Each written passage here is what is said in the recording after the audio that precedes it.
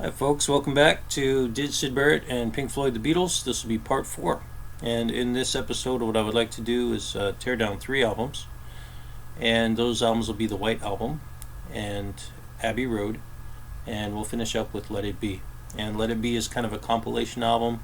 In my opinion, it's not really a well-formed album like the rest of these are. And it contains music from a number of different years, so it feels like an album that's kind of cobbled together. But let's run through some songs. I'm not going to do all of them from each of those albums. We'll kind of take a sampling of the most noteworthy ones, and again, this is subjective, so I'm just kind of picking songs that are of interest to me and breaking those songs down. Now, before I get started on that, I have a number of corrections and notes, things that I've been thinking about, and I'd like to mention those before we kind of continue on. So the first is that in our Did Syd, Marc, Bolan, and T-Rex little mini-series that we put together, I mentioned the song Cadillac. We kind of tore down the song called Cadillac, and I mentioned that Mr. Barrett hadn't sung specifically about a Cadillac, but that is wrong. Mr. Barrett did sing about a Cadillac, and that is in the song Double Oboe. And I only remember this or recognized it because of Mr. Bobinski's video on Double Oboe. So I was watching that and I realized, oh, he did do a song about Cadillac. So in that way, again, Mr. Bolan was following Mr. Barrett and singing about a Cadillac later. Another tie, perhaps. So, that's something I guess that would be noteworthy on top of all the other connections, and you can kind of decide what you might think of that on your own. Now, another item that I kind of was keyed into by Mr. Fabrizio is he's watching some of the old Peeling Syd series stuff and mentioning or I guess you could say clarifying things on apples and oranges. And one of the things that he mentioned is that Syd may have been referring to that song as a Christmassy song because it has kind of a boys' choir singing in the background. And that is an item of note to me, of course, because as soon as I hear Christmas and boys' choir and stuff like that, I start to think of the film The Wall, the introductory song to The Wall, Christmas Comes But Once a Year. Sung by Vera Lynn, is a song about, I think it's called The Boy That Santa Forgot. And you can watch Did Syd The Wall if you like. But that idea may be contained in a kind of a scattered form in the song Apples and Oranges already. It's kind of odd. Another thing that I noticed, because Fabrizio kind of made me go back and look at Apples and Oranges, is that there is a bit in Apples and Oranges about Thoughts You Might Like to Know, which is a callback to Sgt. Pepper by Pink Floyd, and particularly by Syd Barrett. So that right there is showing a pointer to the Beatles for some reason. Perhaps, they're just utilizing, I guess you could say, pieces of Beatles lyrics, or there might be something else going on. I mean, you kind of have to decide on your own what you think they're doing there. But certainly that is kind of a callback to the Beatles and thought you might like to know. Now, of course, as we mentioned previously, on John J. Oliver's website about Syd Barrett and the Beatles, he specifically calls out this time period of 1966 to 1969 as a period of time where the Beatles and Syd Barrett were kind of overlapping in studio time. And he runs through quite a bit of it, not just the Pink Floyd period, but also Syd Barrett's kind of solo recording time frame. So I won't go into too much of his information. I really suggest you go check out his website. And the reason for that is because I don't want to, take anything from him.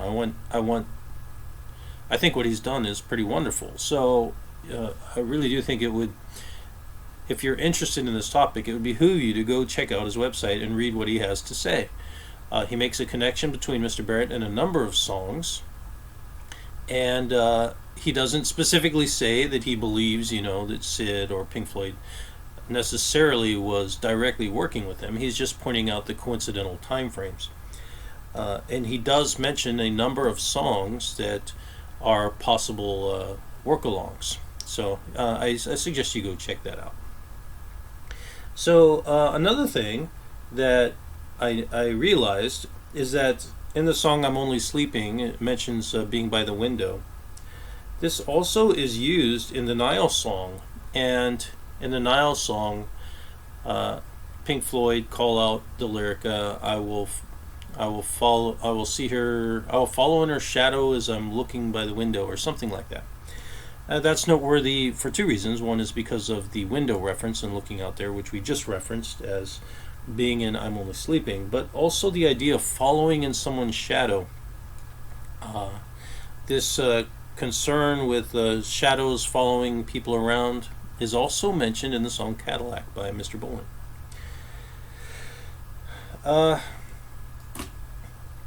A fourth item of note is that in the song All You Need Is Love, there's a lyric, there's no one that can be saved that can't be saved. And this is noteworthy because it is a form of, it is easily overlooked. It's a very simply stated statement, but it means quite a bit. Spiritually, it means quite a bit. If you say that there's no one that can be saved that can't be saved, what you're saying is one of two things logically. One is that if someone can't be saved, then you can't save them, which is extremely negative. In other words, there's no variability there. If they can't be saved, and that's almost like a form of predestination, that people are either born to be saved or they're not, which is extremely negative. But the song is a positive song, so taking it in context, it could logically mean exactly the opposite. There's no one that can be saved that can't be saved. Means that because people can be saved, they already can be saved. In other words, it's already in them. There's no one that you can save unless they already have the capacity to be saved. And I just want to point out, that's a very Gnostic idea. The idea that there is already, that people are born within them, the capacity to be saved. It's kind of a hidden lyric there that I didn't really consider overly because, again, it's a very spiritual thing, and I don't like to overly obsess over those types of things, but it keeps recurring in a number of Beatles musics, a number of Beatles lyrics, and it's also present in a number of Mr. Barrett's lyrics. We mentioned that, of course, in our Peeling Syd series. Another item, I suppose, is that there is a structural similarity in the lyrics for Tomorrow Never Knows. And another song that I noted, because I was running through, I've been messing around with guitar a little bit. So if you look at Tomorrow Never Knows, it has a line in there kind of love is all, love is everyone. And that is very similar in structure and idea to the song Echoes, as well as All You Need Is Love. So you have All You Need Is Love, All You Need Is Love. Love is all, love is everyone. But in Echoes is this same idea is expressed within the lyric that I am you and what I see is me.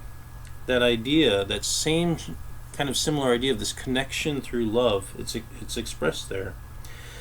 There also is a structural similarity between the lyric, ignorance and hate may mourn the dead, and green is the color. And the lyric from Green is the Color that kind of catches my eye is, envy is the bond between the jealous and the dead. It feels very similar in structure and kind of idea. Of course, it's different. It's expressing a different kind of an idea. And I don't want to get into it too much, but it does look and feel quite similar to the Beatles song Tomorrow Never Knows. Now, I'm always picking up on this is one of the wonderful things about Mr. Barrett, is that you can look through and listen to his music, and it hits you differently over time. One of the things that's hit me recently is that the song Flaming, Alone in the Clouds All Blue, riding on a unicorn, is internally rhyming with an odd rhythm to it. So I never really understood, why is he talking about riding on a unicorn. Well, it came to me that he's actually rhyming within his line and finishing with a doublet. So, alone in the clouds all blue, there's your blue, riding on a U. So that normally would be the end of the line. That would be the end of the rhyme, and that would be the paired rhyme at the end of those two lines. But he's not. He's actually moved a doublet, unicorn. So the nicorn part is a doublet at the end there. It's very strange rhythm, but as we mentioned in Peeling Syd, he has kind of a strange rhythm internally. It's quite refreshing, in my opinion, and I didn't really pick up on that earlier on, for whatever reason. So, I suppose that's pretty much it for my notes, for my lead-in notes. I will, I suppose, run through. Well, there's one more here. One is that the previous episode we discussed I Am the Walrus, and in it is the line, I am the Eggman and I am the Walrus. Very strange. Notice the present tense. I am the Eggman, I am the Walrus. So that's the present tense. Again, anytime I hear I am, that could potentially have a spiritual connection. And if you are kind of familiar with the texts and I guess the history of not just Christianity and Judaism and Islam, but also of other religious practices, then you recognize the importance of the statement I am. At any rate, I'm not going to say that necessarily that's what's happening there, but certainly the idea of I am the Eggman could be saying something quite large. I don't get it. I mean, if you have comments on that or suggestions for what might be going on, I just want to point out something spatially, visually.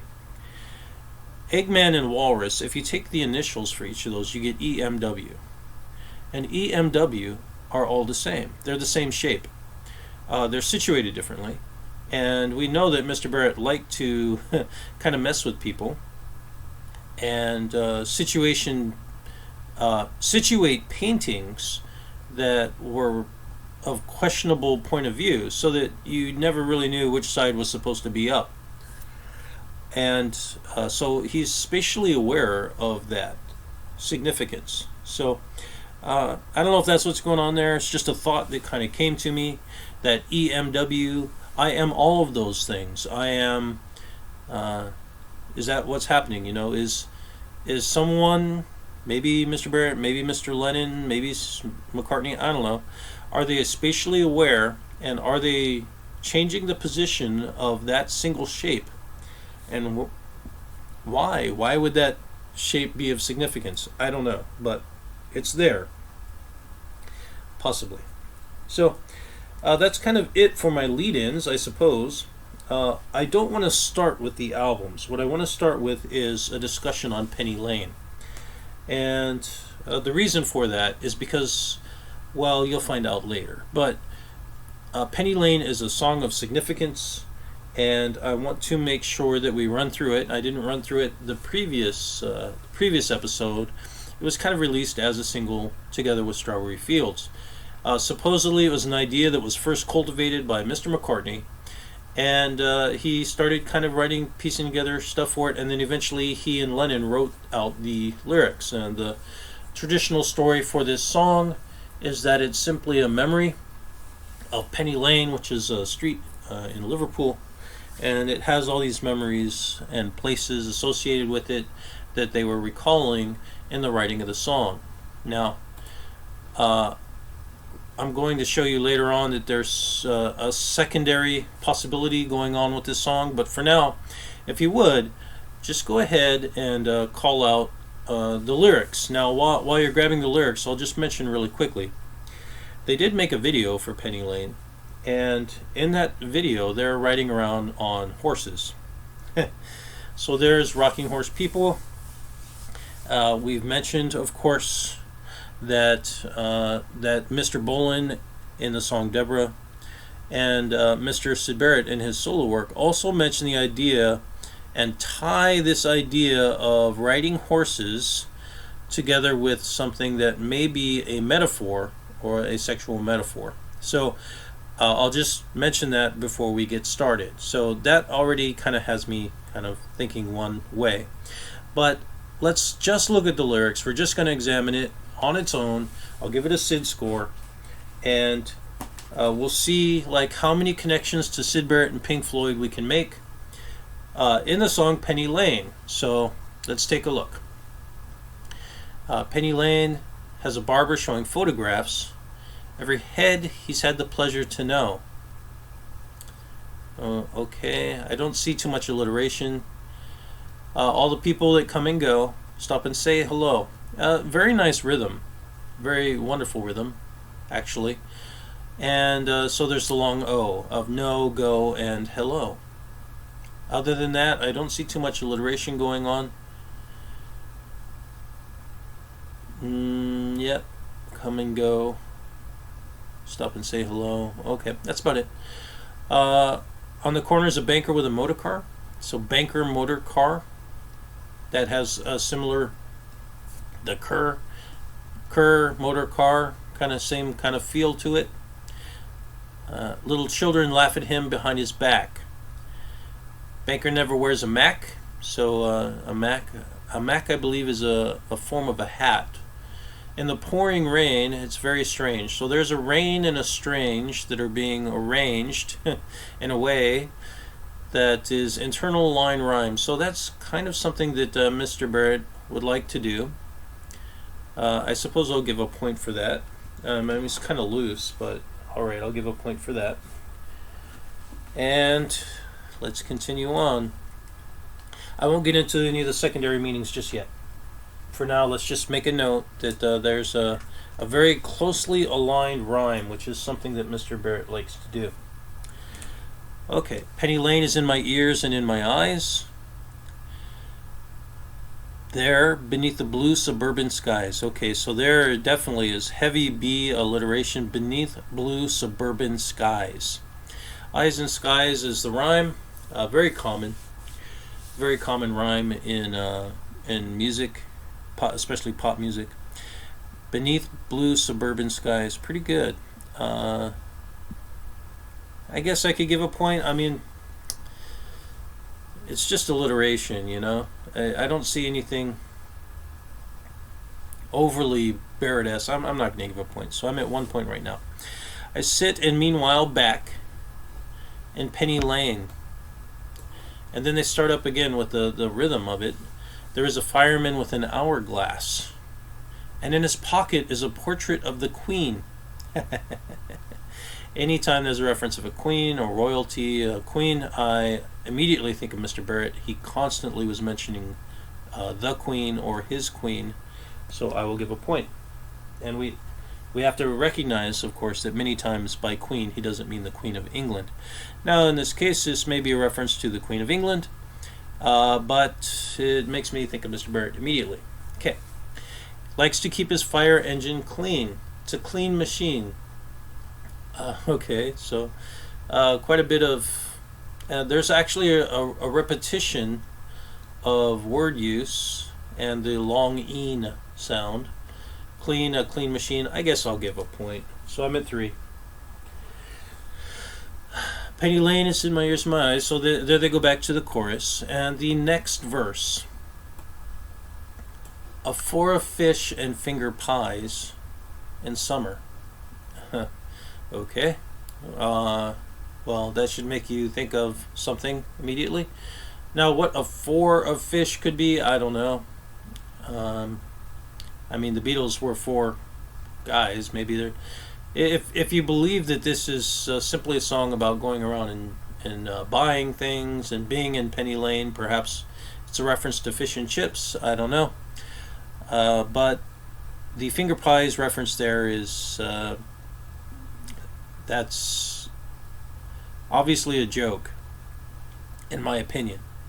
So let's just kind of shelve that one to the side. As I mentioned, the horses, riding horses video, we will come back to this idea here in a minute, in summer. Meanwhile, back behind the shelter in the middle of a roundabout. Behind the shelter in the middle of a roundabout. That feels very echoesy. The overhead, the albatross hangs motionless upon the air, behind the shelter in the middle of the roundabout. A different rhythm, but it has the same kind of feel to it. So the count, of course, is different. It's 1 2 1 1 2 1 1 2 1, and then it ends on a 3. The roundabout. I don't know. It's a very curious kind of setup of rhythm there in that specific line. What it's talking about, I don't know. A pretty nurse is selling poppies from a tray. There's a poppy reference. We've noticed that with Mr. Barrett, so I'm going to give a point. I'm at 4. Of course, anytime I see a poppy reference, it immediately makes me consider there may be another kind of meaning to the song. And though she feels as if she's in a play, she is anyway. Well, okay, so play and anyway and a tray from the previous line. There's our rhyme. Previously there also was eyes and pies, I should mention. So what exactly is going on there? I don't know. I don't see too much alliteration other than pretty and poppies. So there's that's interesting. I didn't notice that until right now. That is extremely similar to the Wizard of Oz. Pretty and poppies. Yeah, my pretty thing and poppies. Sleep with poppies. Which, if you're a Syd Barrett and if you've watched my Did Syd Dark Side of Oz episode, then we kind of break down that idea that perhaps Pink Floyd and perhaps Mr. Barrett had something to do with combining those ideas. Here it is again. Pretty nurse selling poppies in a play. She is anyway. What's meant by that, I don't know. Again, if that's a poppy reference, then maybe it's referencing a distant feeling. I don't know. Okay, so Penny Lane, the barber shaves another customer. See the banker sitting waiting for a trim, and the fireman rushes in from the pouring rain. Very strange. Okay, so trim and in are the rhyme pairs there. It's a loose rhyme. I don't see too much alliteration going on there. It's just a simple kind of a statement there. It's telling a story, obviously, but a return to the previous characters, the banker and the fireman. And then they return to the chorus, Penny Lane being in my ears and eyes beneath the blue suburban skies. Meanwhile back, Penny Lane. Okay, so that is the totality of the song. It is not an overly long song, but there is quite a bit of word play going on here. And it's telling a story of some sort. So let's see if we can break this down. Obviously, this could just be a very, very simple reference to the layout of the area and the vehicles and the occupations that are existing in that area. But let's investigate further, because we have a number of references that could definitely be a form of sexual metaphor, which is something that we know Mr. Barrett has done and likes to do. Now, he's not the only one to ever do that. It's very common in the industry, and it's also quite common in art. So Uh, let's take a look here. And because of the title, now immediately Penny Lane should kind of make you go, oh, okay. Now, for Mr. Lennon, who would eventually tackle the idea of happiness is a warm gun, and notice that the happiness, the HA is kind of very soft, so you just end up with happiness is a warm gun. So again, the idea of penny lane, or lane for pennies. What is a lane for pennies? Well, it depends on what a penny is meant to be. But if this song is full of sexual metaphor, then the title also may be a sexual metaphor, a lane for pennies. Okay? So let's take a look, and that may be the reason why it was chosen. I mean, there are many streets and roads in the area. Why was this title specifically chosen? Perhaps because it is consistent with the rest of the metaphor occurring in the song. The first item is the title. If we look through the very first verse, there's mention of every head he's had the pleasure to know. Okay? Head is a slang term, or could be a slang term. We're just going through this now looking for any form of sexual metaphor that might be happening. The children are laughing at a banker. Why would the children be laughing at a banker? I don't know. If I look at this through the eyes of Mr. Barrett, there is a reason to be having a banker laughed at by children. Why is a banker never wearing a Mac? I don't know. In the pouring rain. What is meant by a Mac? I don't really know. Perhaps that's an English slang term for something. Perhaps there's something happening there that is again in metaphor that I simply don't recognize. But I wouldn't be surprised if there is something happening there. Now, in Did Syd Apples and Oranges, we kind of broke down the story of this idea of the banker. It's also in the song Julia Dream. It's coded, of course, but it is there. This idea of, anyway, it's there. The next one that I will point out is that the fireman has an hourglass. An hourglass is, of course, a shape that is similar to the female form. Why else would he have an hourglass? I mean, there's only so many reasons. One is because he's keeping time with an hourglass. Now, why he has an hourglass, I don't know. But right after that is a portrait of the Queen. So there's another female reference, very tight, very closely lined up with the idea of an hourglass. Now, a queen could be a metaphor, of course, or a slang term. Again, now, because this is so close to the next line, I will point out to you, now this is like already three metaphors, three sexual metaphors that I've pointed out to you already. The next line, he likes to keep his fire engine clean. It's a clean machine. Okay, so could fire engine be a sexual metaphor? Obviously it could be. And the reason for that is, of course, because fire engines put out fires.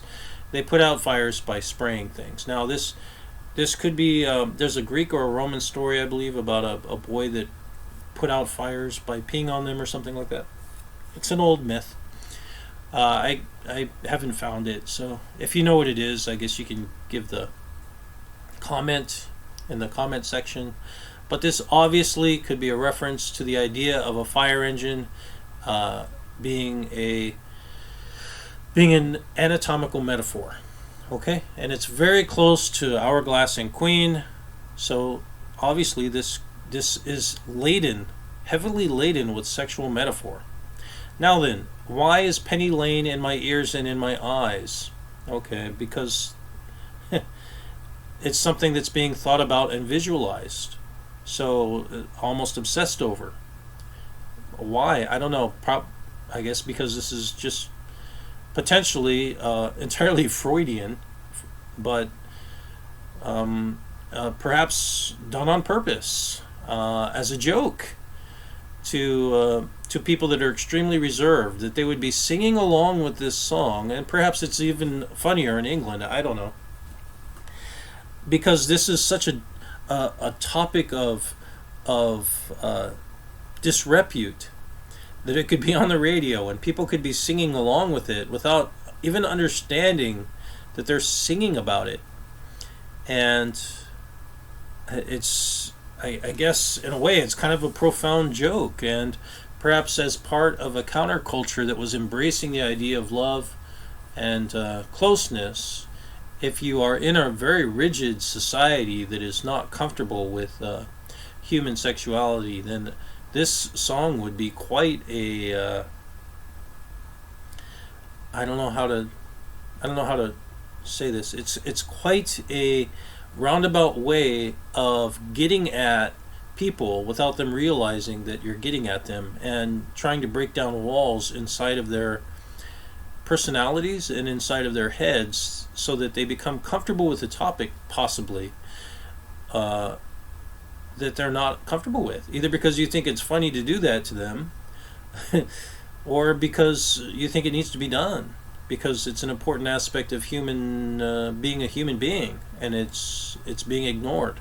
I don't know. I mean, you decide if you think that's going on or not. So let's move on. Now, the four fish and finger pies. Now, there's our F and P kind of alliteration. We mentioned the similarity of construct in the mouth with these consonants. But the finger pies thing there is quite obviously, this of all of the metaphors is the heaviest metaphor. It is the most easily one to be understood. It is otherwise it's nonsense. So it can only be taken as a form, as far as I know. I mean, I've never heard of that. So if you're English and you know what that could be referring to, and I'm missing it, then go ahead and tell me. But I'm not aware of any kind of use for that other than the obvious implication. So let's continue on. If you notice, the next line here, very close in context, is behind the shelter in the middle of a roundabout. Okay. In the middle of a round, right? So there's a round shape in the middle of the round, behind the shelter. You know, what is the shelter? Freudian, in a Freudian way, again, this could very easily be a sexual metaphor. Pretty nurse is selling poppies from a tray. Okay, let's continue on. So here again is the idea of a barber that's shaving customers. Let's move on to the next kind of verse here. We'll finish up. The banker is waiting for a trim and the fireman rushes in. So why is the fireman rushing in? So he can also kind of get a shave. Now, we mentioned this before in our Did Syd Barrett the Wall. This idea of ritual cleansing, the idea of people being shaved and getting shaved is within that film, The Wall. The implication of it is up to you to decide, but the character in that film, Pink, is quite often associated with Mr. Barrett, and the idea of shaving or being shaved is covered in that film. So, I mean, that's something that I would associate with him. So I end up with a score of 5. I could actually go through, and each time there's a metaphor, I could say that is an influence, Mr. I won't go that way. I'm just going to end up with 5. Each one of those metaphors, to me, is simply hammering in the idea of covert sexuality that is within this song. This is important. It'll come back again later. So, why they're doing that, as I mentioned, it may be a joke. It may be an attack on people that are extremely conservative to kind of mess with them. I don't know. So, let's go ahead then and move on. Let's get into the very first song. That was a lot of time. Sorry. There's a lot going on with that song and a lot that's worth discussing. So, let's move on then to the White Album. Now, the White Album was released in November of '68, produced by George Martin, and recorded at EMI and Trident Studios. Now, this is kind of the time frame when Yoko Ono started hanging out with the Beatles while they were recording, and I mean, I haven't really discussed Yoko Ono a whole lot. I did in our Peeling Syd series when I mentioned the work of art or the booklet that she made called Grapefruit, which is really a compilation of her ideas. And I'm only mentioning her here because, in my mind, she is an artist of note. And Grapefruit showed that she's actually quite clever. She's quite intelligent, and I feel that she is quite overlooked as an artist. She can be a little bit strange. For me, that's not really much of a put-off for artists. I don't get distracted by that. I'm just looking at things that they have made. So if you do not possess Grapefruit, I really suggest you go buy that book. I do think it's worth reading, and I do think it explains in many ways aspects of Yoko Ono that are worth discovering. Let's put it like that. So the first thing that and the reason I'm bringing that up is, of course, that the White Album, the all-white album, makes me think of an artist. And that artist is, I guess, someone that may have had an influence on quite a few other artists. His name is Kazimierz Malevich, and his family was Polish, but he was born in Kiev in Ukraine. Perhaps this is important now. He did grow up in Ukraine, and he could speak, I think he could speak Polish, Ukrainian, and Russian. And he was an abstract artist he was kind of affected quite a bit by Cubism. Now, the reason I'm bringing him up here is because he did a suprematist composition titled White on White. Now, I believe in Peeling Syd Barrett, King of Paint, we discussed this already. But if you are, and I'm not going to go into him too much, but realize that Mr. Malevich is tied in with the kind of the revolution that occurred in Russia, the October Revolution of 1917, and that he not only made a painting of white on white, but also made a number of paintings of black squares. And these are things that we know affected Mr. Barrett because his sister mentioned Syd painting entirely black painting, which is very similar. And here we have an entirely white idea, the White Album, and of course this also is tied in with Mr. Malevich in his painting White on White. So this could just be a coincidence, but I want to point out to you that in the songs that are going to be on this album, we're going to notice a number of political and revolutionary statements. And of course, on this album is the song Back in the USSR. So that points quite a bit. That's why the cover itself may be all white. Perhaps there even is an aspect to the album that people haven't figured out yet, shows a secondary white on the White Album. I don't know. Maybe it's there, maybe it's not.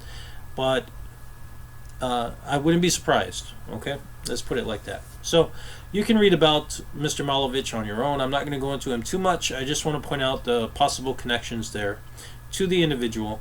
And who would this have affected? Well, we know that Mr. Barrett did paintings in black. We also know that he did a painting of white on white, and I believe that was a white circle on white. And I'll give you the references here. I believe that was in an interview, during his last interview with Mr. Mick. He noted that painting. I could be wrong.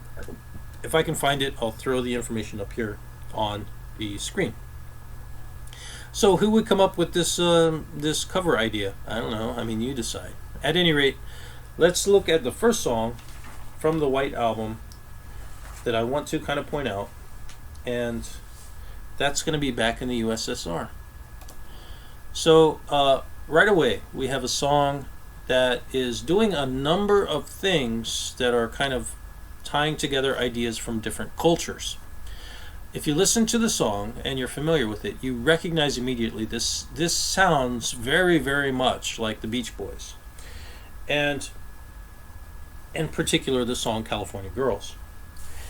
Now, Chuck Berry also did a song called Back in the USA. So, Back in the USA, Back in USSR. In our previous episode, we mentioned Mr. Chuck Berry. There are a number of songs that Beatles put together that were influenced by Mr. Chuck Berry. He definitely should get a call back or get a call out for his influence on them. Now, interestingly, Ringo did not play the drums on this song. They had someone else playing the drums. Ringo was gone. So, already in this album, the Beatles were having a lot of trouble getting along for whatever reason. There was a period of time when Ringo was gone.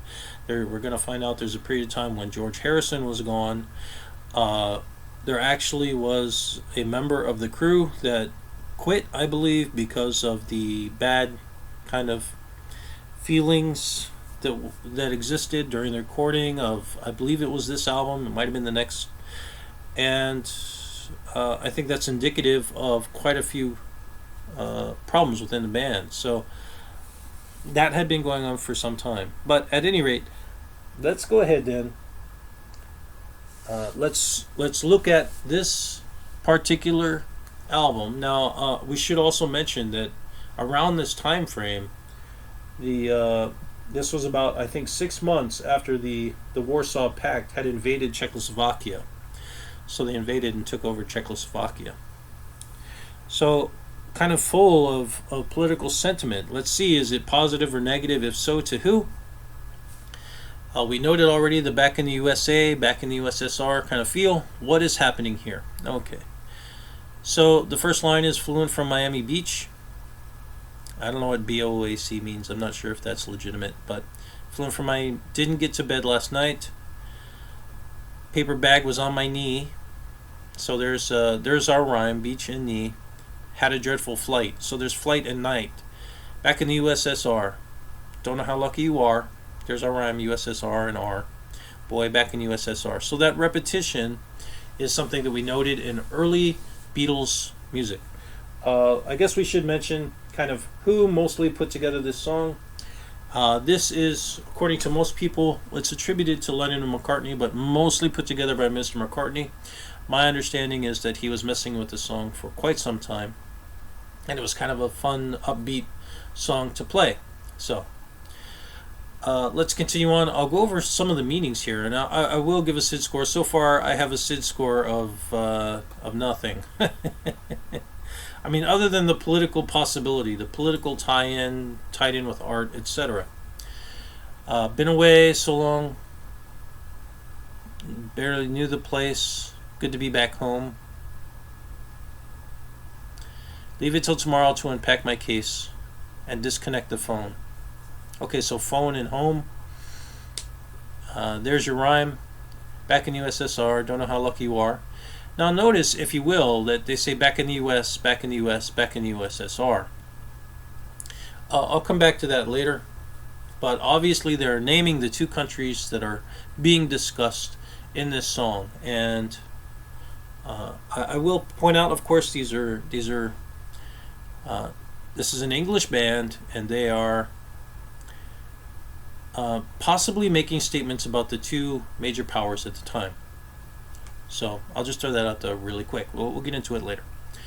Okay, so here comes the part that's very Beach Boysy. They even do the woo background. So the Ukraine girls really knock me out. Leave the West behind. And Moscow girls make me sing and shout. So out and shout is your rhyme. End of line. Very simple. Georgia's always on my mind. Okay, so that Georgia on my mind is very likely a Ray Charles call out. So Georgia's always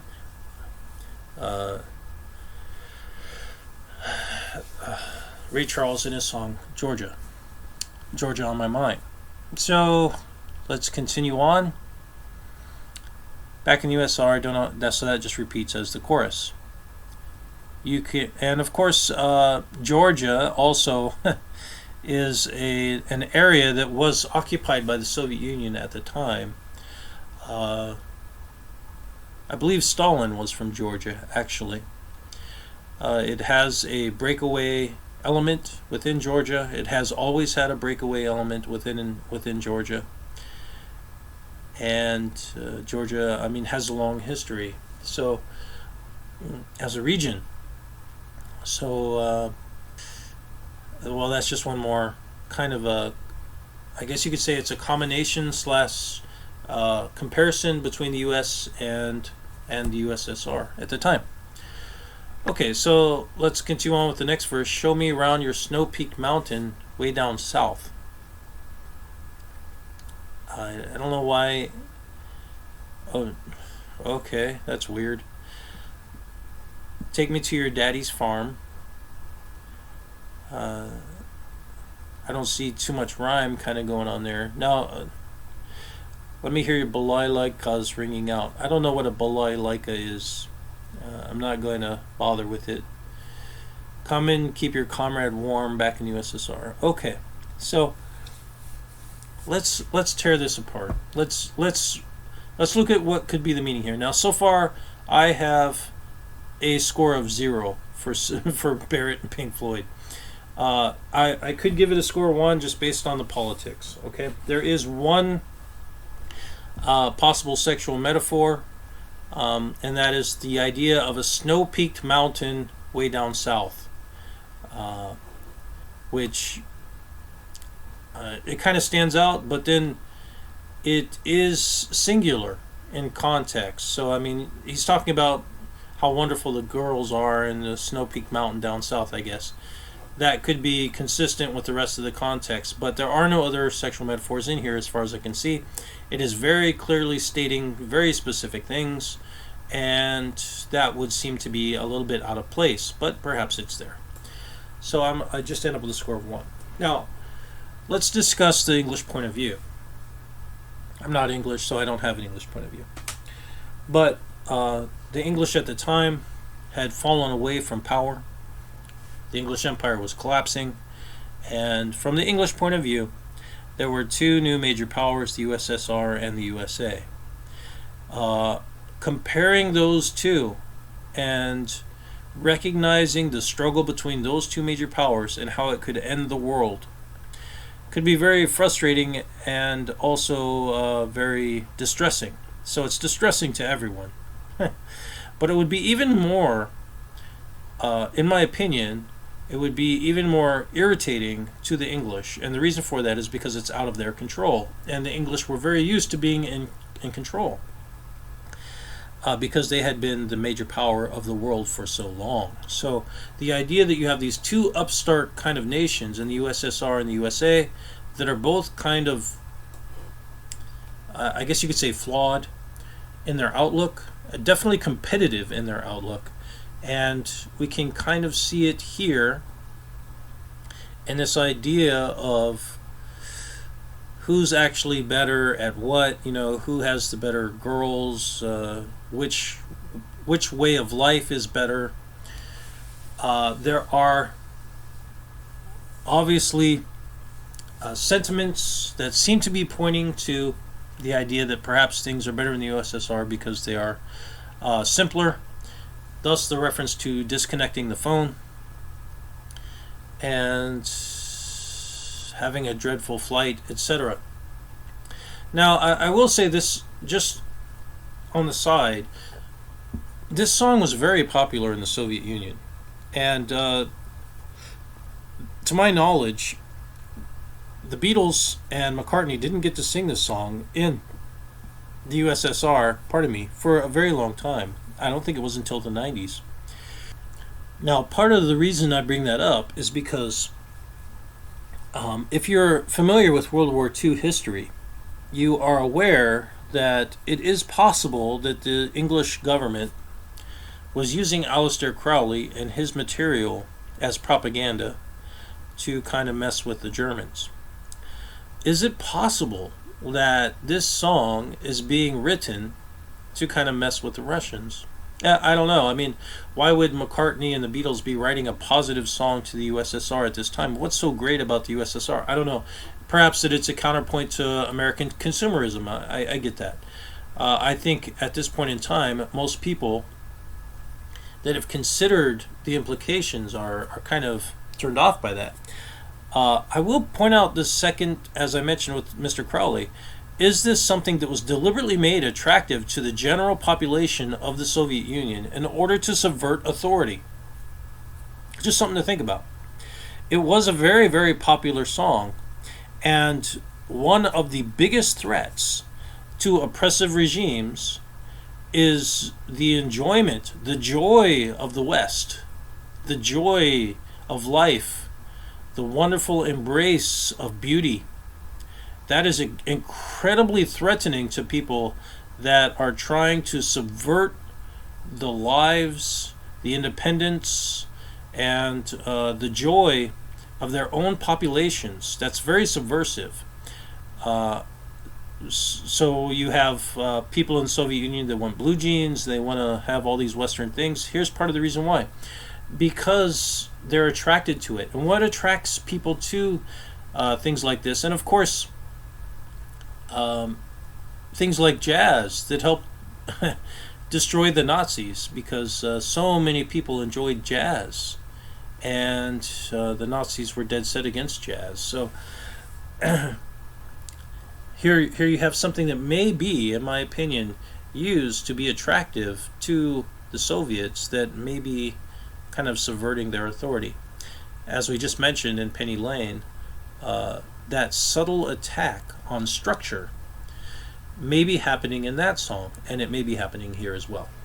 That's pretty much it for my breakdown of this song. Let's move on to the next. And in this song is Revolution. Now there are different versions of this song, Revolution. To my knowledge, Revolution is kind of attributed to both McCartney and John Lennon, though mostly attributed to John Lennon. And I'll kind of mention why here in just a minute. Again, a very political statement, and also very important to the same area. The White Album, the artist, back in USSR, and here's another one that's going to be tackling the same topic. So you might be picking up on kind of I guess you could say, a theme, an underlying theme of politics. This is new kind of for the Beatles, isn't it? Right? Much of what they had done before, in my opinion, was very personal, and kind of tied to the idea of emotion and love and relationships. But now we're getting into very political statements. And of course, they had also gotten in trouble for some spiritual statements about how they were more popular than Jesus at the time. That had already happened. So here again is another kind of political. And in many ways, it's very difficult to break up the ideas of politics and religion because they're so intertwined in so many people's minds. At any rate, let's tear apart the lyrics of Revolution. And then one thing I will mention really quick is that this song, the sound effects of the kind of feedback. Oh, I forgot to mention something about back in USSR. So back in USSR kind of starts off with this plane kind of sound coming in. It's very, very much like CCR, Creedence Clearwater, and their song that kind of starts out with talking about a plane and plane flight. At any rate, back to this. This kind of feedback sound that starts off this song is very harsh. A lot of feedback. Apparently they were feeding music directly into the mixing console, which is like a big no-no, I guess. I do know someone that likes to abuse electric equipment and kind of got in trouble for that, and that's Mr. Barrett. Of course, he's not the only one that would do something like that. A lot of bands like the Kinks, would mess with electrical equipment all the time. So you have people that are messing with things all the time. I don't want to give a point for that. I'll just kind of make a note of it that Mr. Barrett was known for kind of messing around with tinkering with electronics quite a bit. So let's take a look at it. You want a revolution, Say you want a revolution, We all want to change the world. You say it's evolution, well, you know. So they're just rhyming no and no. But the revolution and evolution ideas are 1, 2, 3, 3 syllables, and that's their rhyme. We all want to change the world. Okay. When you talk about destruction, you know you can count me out. All right. Well, later on, when they perform this, for some reason, John Lennon says out, and then he says in, which makes me think that he's kind of torn.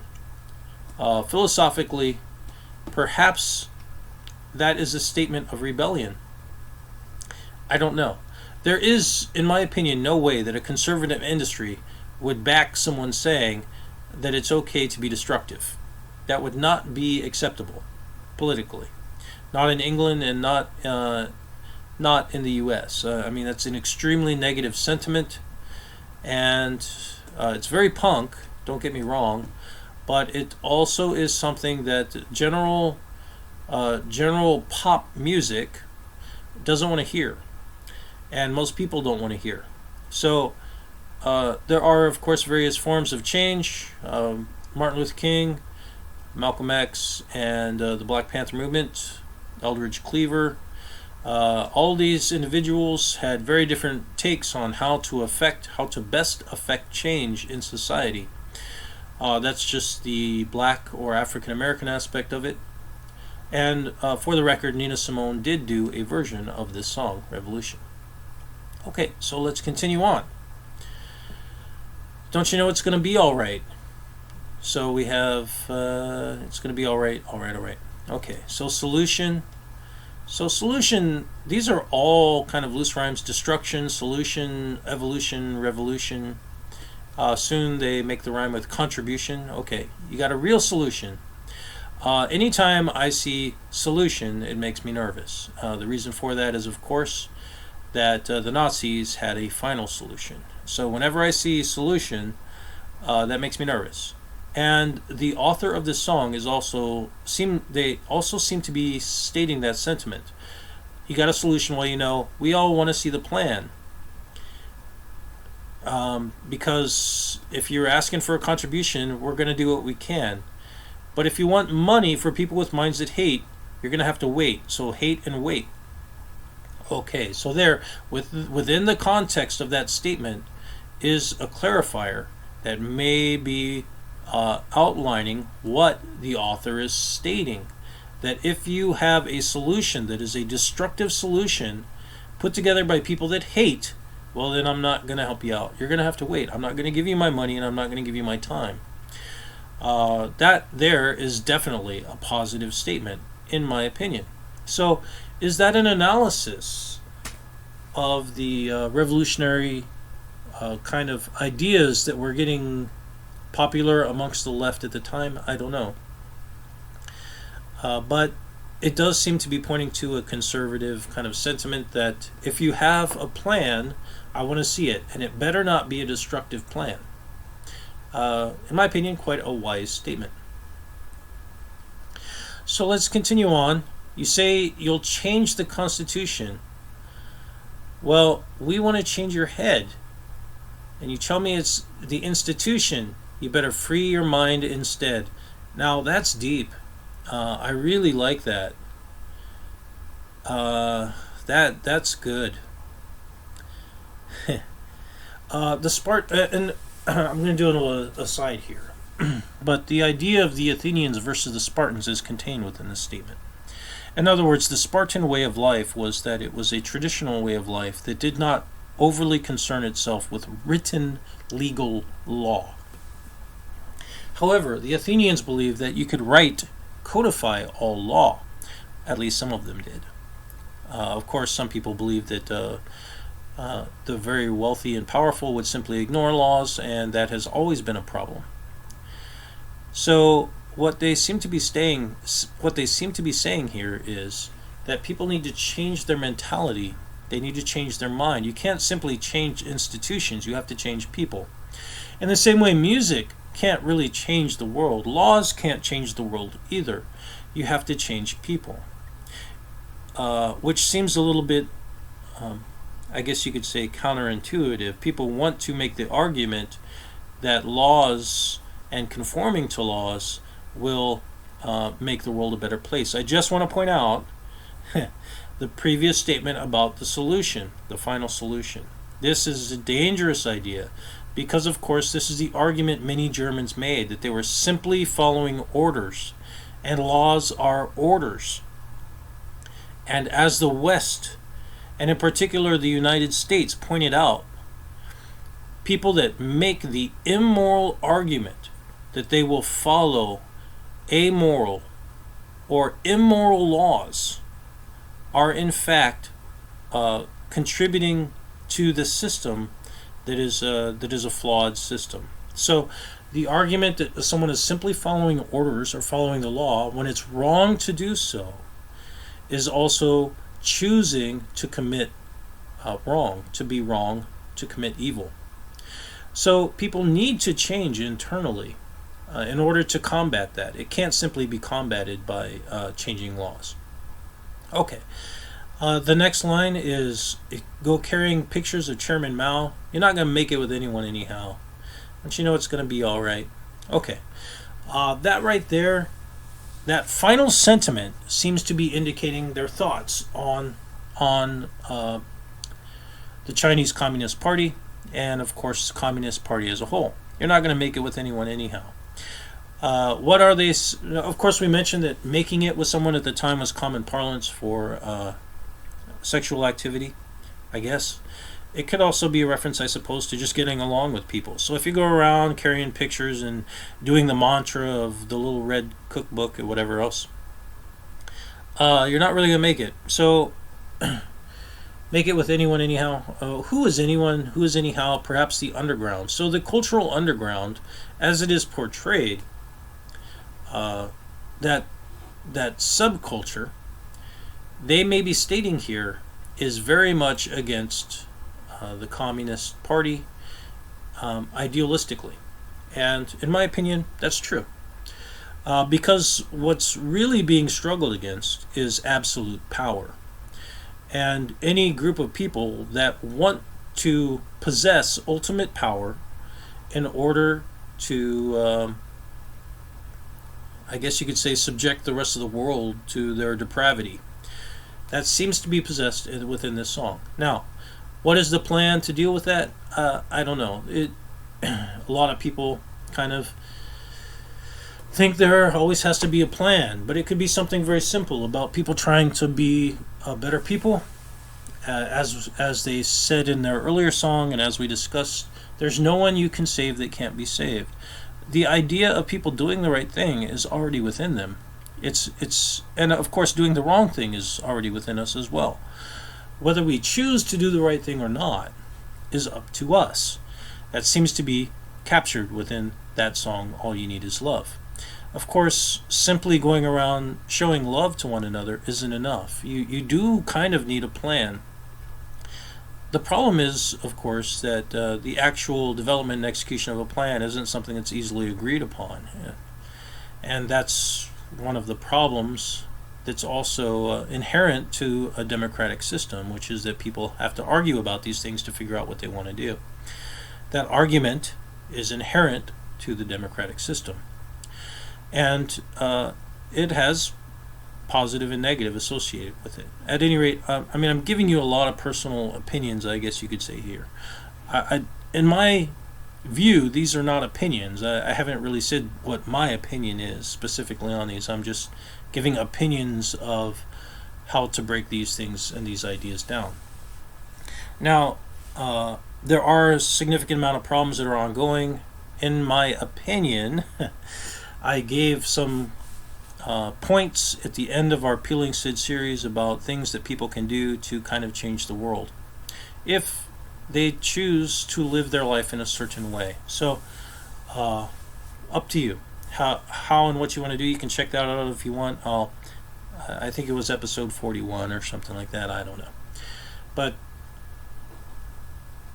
this song seems to be expressing the idea that people need to change in order to affect change. What that change is going to be, they don't really get into, and it's not easy. It's not something that's easy to know. In my opinion, anyway, It's not something that can be identified with a plan. It's not something that Martin Luther can nail to the door of a church and kind of make demands with. It is something that people kind of have to work out on their own.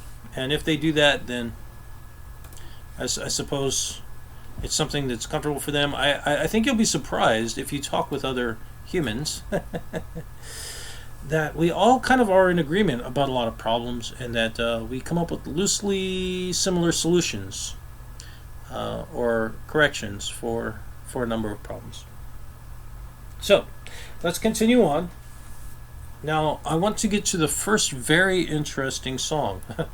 I know those were quite deep, but to me they weren't all that reflective of the work that I'm interested in.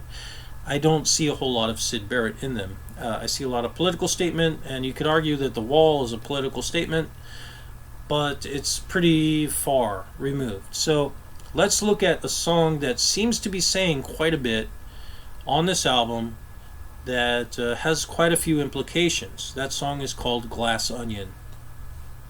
I was not familiar with this song until I actually kind of started reviewing the album. It's a wonderful song. It's very strange. So let's take a look. Now, supposedly this was mostly written by Mr. Lennon. It's attributed again to Lennon-McCartney. Ringo Starr is back on drums for this song after he took kind of a hiatus. And if you're not aware, there is an actual bottle called a glass onion. I didn't know this. It's an antique kind of a thing. A glass onion is a kind of bottle that used to be used to store spirits. It's written with a very heavy base, and it would be shipped or sent on its side. And I'll kind of give you a picture of a glass onion here. It was shipped on its side so that the alcohol could be in contact with the cork, because corks used to be used to preserve the wine, and you needed that cork to kind of stay humidified.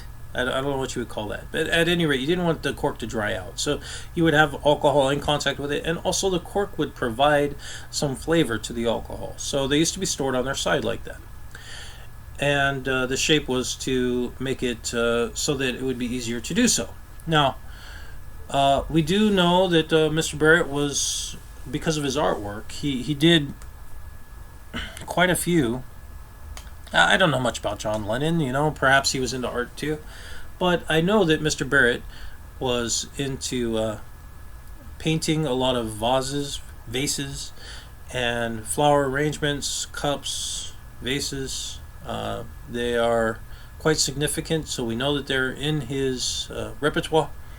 We also know that he was into giving gifts. Now, in the Barrett book, there are a number of photographs of gifts that were given to specific people. One of them is of a glass ball. Now, I won't say who this person was kind of given to. What is the significance of the glass ball? I don't know. Here's a glass onion, which is kind of like a glass ball, but this song is about looking through glass, and of course you can look through this glass ball as well. And that might seem a little bit far-fetched to you, but another gift that was given was a kaleidoscope. And that kaleidoscope was given to the same person, as we mentioned, and did Syd Barrett, or Peeling Syd Barrett, Apples and Oranges. These things may have had significance.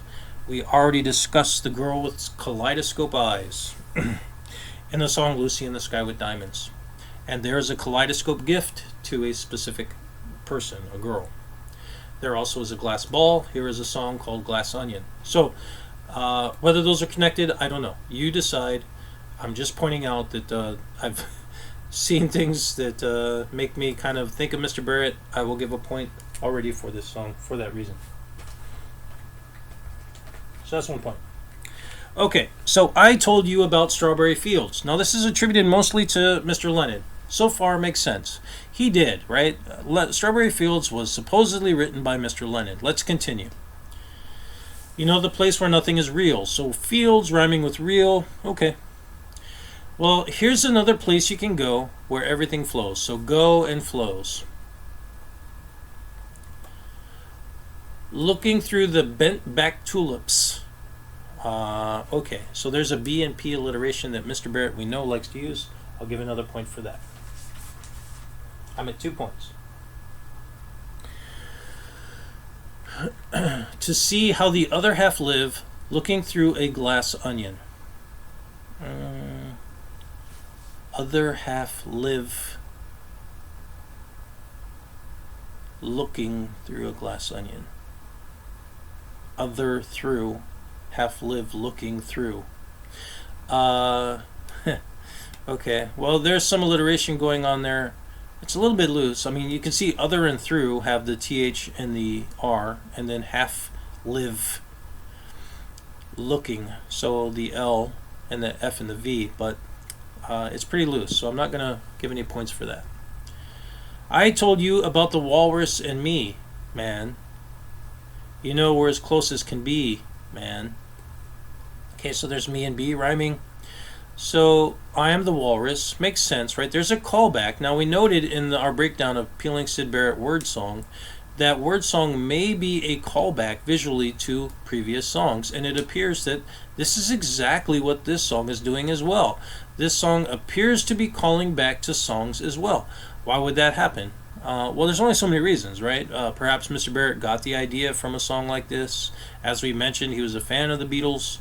Perhaps he was doing so in the song Word Song, though it's much more, I guess you could say, poetically, abstractly done. This is quite direct. Well, here's another clue for you all. The walrus was Paul, so all in Paul. What that could mean, I don't know. The interesting thing for you to note here is that the statement is that the walrus was Paul, not that the walrus is Paul. Now, we mentioned before the Paul is dead conspiracy. If I was part of that conspiracy and I'm not, or if I was a buy-in to that conspiracy, other than it simply being a sales implement, then I would point to this quite vociferously, and I would say, here is another indicator in this song that perhaps Paul is dead and has been replaced because the walrus was Paul. Okay, so why would he call it out here? I don't know. I don't really know what's going on. But let's note that the walrus was Paul. Standing on the cast iron shore, yeah. Lady Madonna trying to make ends meet, yeah. Looking through the glass onion. Now there's a problem, right? There's a problem because Lady Madonna is not attributed to Lennon. Looking through the glass onion. So the glass onion appears to be looking through other people's eyes, because Lady Madonna is a song about looking through the world, looking at the world through someone else's eyes. We didn't really break down Lady Madonna. Perhaps I should have. I mean, you can check out Lady Madonna on your own, but really it's pretty self-explanatory. So this idea of looking through something that's changing the way you view the world is something that we can use to apply to one another as well. Looking through other people's eyes, I guess you could say it's approximated to the process of looking through a glass onion. Okay, they go back to the chorus. Oh yeah, looking through the glass onion. Now this is odd, of course, because Lady Madonna was written by McCartney. Look at the next verse. I told you about the fool on the hill. And he's living there still. So there's our hill and still rhyme. The Fool on the Hill is mostly attributed to McCartney. So why is this Lennon song saying, I told you about the Fool on the Hill? I really don't know. I have no explanation for that. It doesn't make sense. That song is supposedly written by McCartney mostly. I mean, perhaps he's saying that he helped put it together, you know. Perhaps I, in this sense, refers to both Lennon and McCartney. You can make a lot of excuses. But if this song is mostly written by Lennon, he seems to be taking credit for that song. And that song specifically, we noted, was not written by him. So, now, I just want to point out that we've looked at a number of songs now. Fool on the Hill, Strawberry Fields, I Am the Walrus, and for each of those, we noted that they could have a significant amount of Syd Barrett influence, lyrically. Here is a song that is pointing to those same songs. For me, I mean, that's, I don't know, I guess I give a point for that. I'll give a point for that. It's just a little bit odd that the songs that I noted as having more of a feel of influence of Pink Floyd and Syd Barrett are songs that those are the same songs being called out in this song. I suppose it could be saying that the walrus is Paul because he's upset with Paul, and the fool on the hill is actually a reference to Paul, and he's still out there on the hill because he's a fool. Fixing a hole in the ocean, trying to dovetail joint, yeah. Looking through a glass onion. If you are really into the Beatles, I can see that you would look at this and say, I mean, it's really hard to fix a hole in the ocean. Trying to make a dovetail joint. A dove, of course, is a symbol of peace. Looking through a glass onion. So, it definitely could simply be a song written by Mr. Lennon that's trying to note the difficulties that he's having now in working with Paul. And an onion is something that is often kind of distasteful or has a negative smell associated with it. I personally like the smell of onions, but a lot of people don't. So perhaps that's a reference to their relationship starting to kind of end. Let's move on to Piggies. If you would call up the lyrics for Piggies, this immediately makes me think of Pink Floyd because they did a song called Pigs, so I'll give a point for that. Now, I don't know who to mostly attribute this song to. I suspect it's mostly a Lennon song, but of course it's going to be attributed to Lennon McCartney mostly. Just as a forward, I'll say, well, let's just run through the lyrics, okay? Let's just run through the lyrics and see if we see anything interesting. Have you seen little piggies crawling in the dirt? All the little piggies, life is getting worse. So dirt and worse. Always having dirt to play around in. So,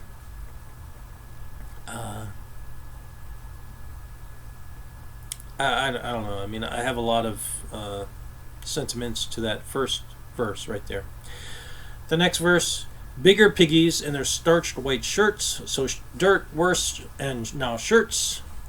Bigger piggies stirring up the dirt. This is repetitive, and we noted that the Beatles like to do this in their early kind of in their early songs. Always have clean shirts to play around in.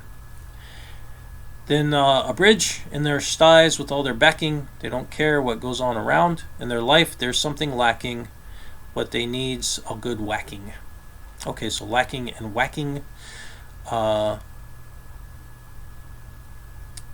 next verse, I won't make any comments just yet. I don't see any interesting wordplay. It's very simple. And the end of line rhyme is very simple as well. Everywhere, lots of piggies living piggy lives. Out for dinner with their piggy wives. Clutching forks and knives to eat their bacon. Okay, so knives, lives, and wives. One more time. Okay. This song makes me think of The Wall. The idea of, I don't know what you would... The idea of a kind of a tormented working class that has to go home and eat dinner with their piggy wives is from The Wall. The idea of this teacher going home and being kind of abused by his own wife.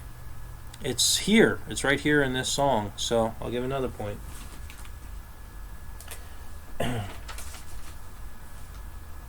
Or I guess that's 2 points. So let's consider the overall kind of meaning behind this. Obviously, whenever I see pigs, the reference to pigs, well, pig is a slang term, okay? Obviously, for certain people, a criminal element, a pig refers to a cop. It's not being used in that sense here. It's being used as a critique on people. The comparison of people to pigs This is something Orwell did in Animal Farm, very specific people, and he does in the next shirt with the bigger piggies. So bigger piggies have starched white shirts, they have nice white shirts, they're stirring up the dirt, but they always have clean shirts to play around in. So this really does seem to be something that's quite anti-consumerism. It's an attack on everyone's participating in that system, that they're always crawling around in the dirt. It's very negative. Why that is, I don't know. Again, now, I mean, the background of Mr. Lennon and McCartney, I mean, they're from kind of working class families. So, is being working class working for us? Well, in John Lennon's song, A Working Class Hero, he kind of addresses this same idea. So, clearly, it's stating that life is getting worse, although people are working. So, it seems he has quite a negative view on that. Whether you think that's valid or not is up to you, but the sentiment seems to be stated here quite clearly. It also seems to be quite clearly calling out the negative of the bigger piggies.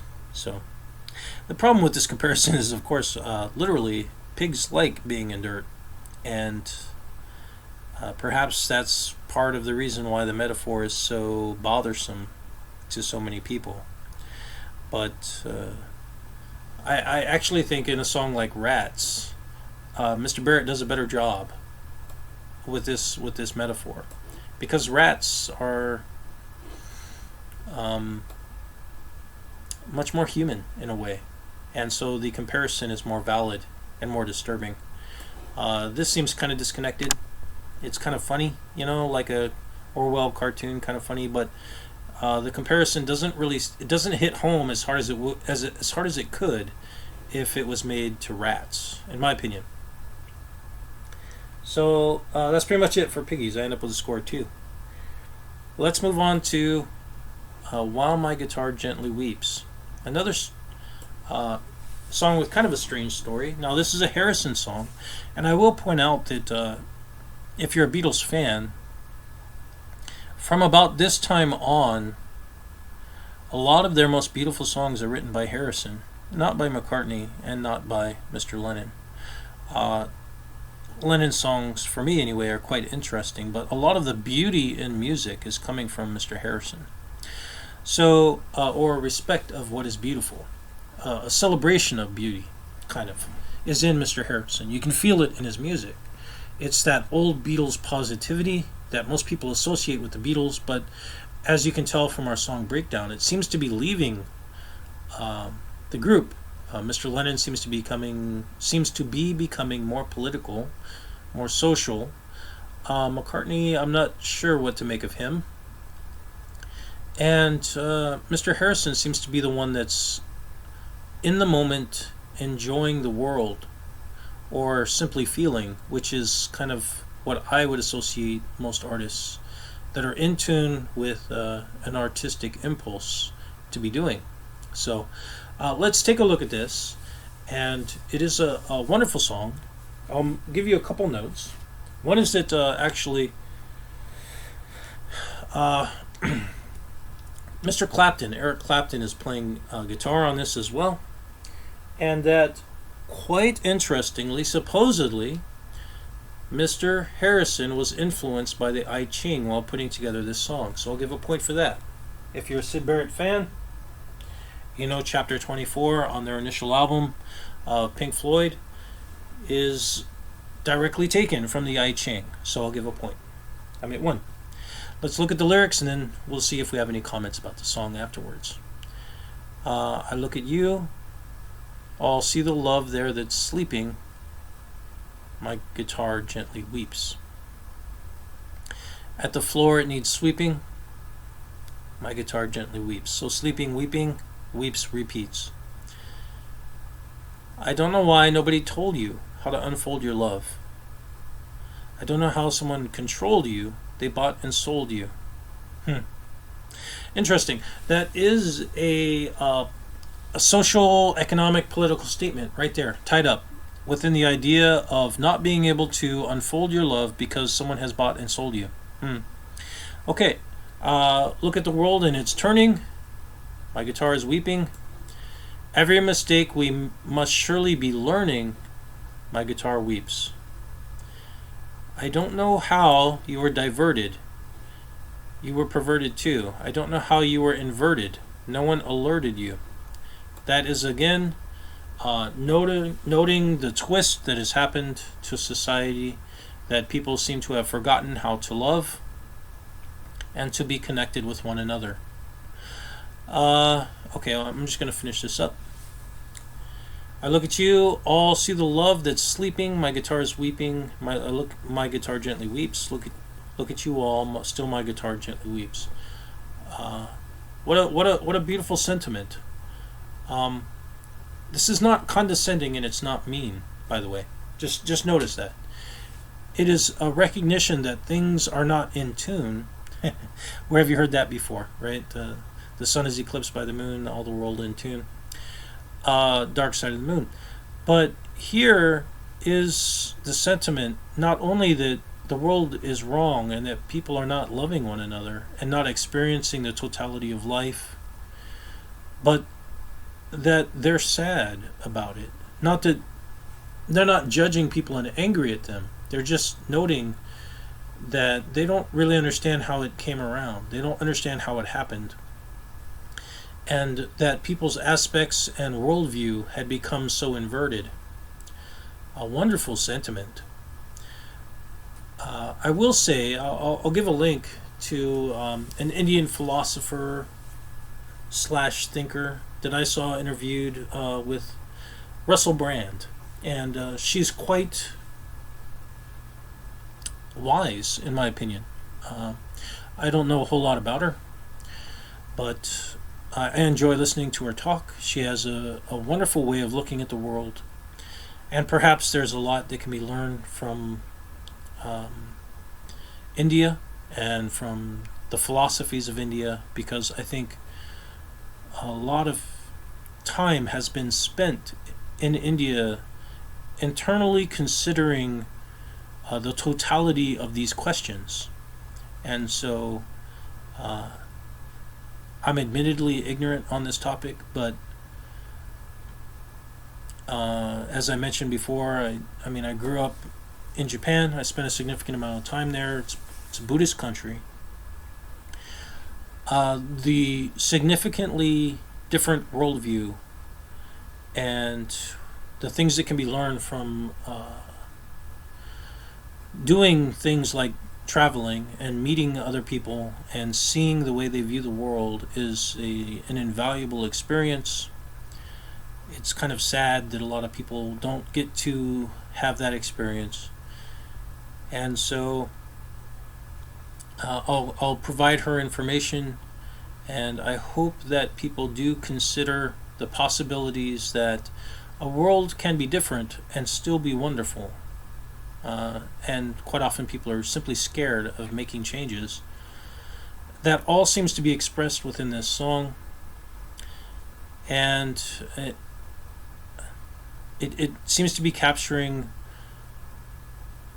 a very, very positive sentiment that things are still salvageable. In other words, there's nothing that we can save that can't be saved.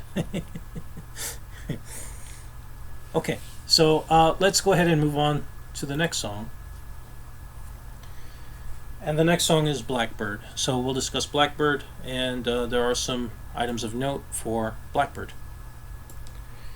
Now, this song is almost entirely attributed to McCartney. I don't know that anyone else has given any credit for this song.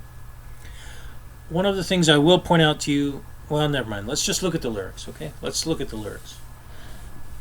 Blackbird singing in the dead of night. Take these broken wings and learn to fly all your life.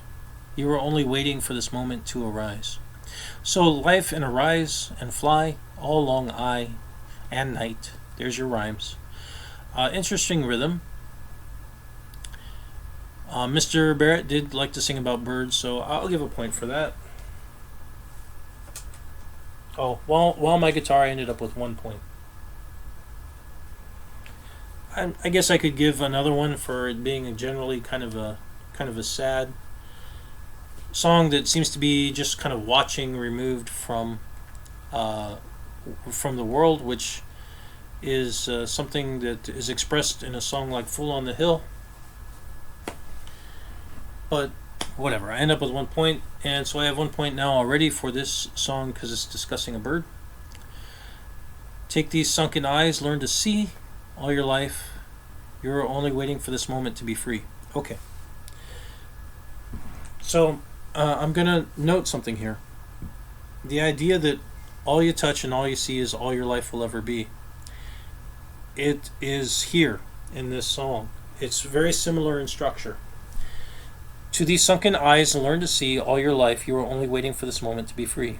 And think of the Pink Floyd song at the end of the Dark Side of the Moon album. All that you touch, all that you see, all that you feel is all you'll ever be, something like that. It's all right here. It's in this song as well. And I believe that song is titled Breathe or something like that.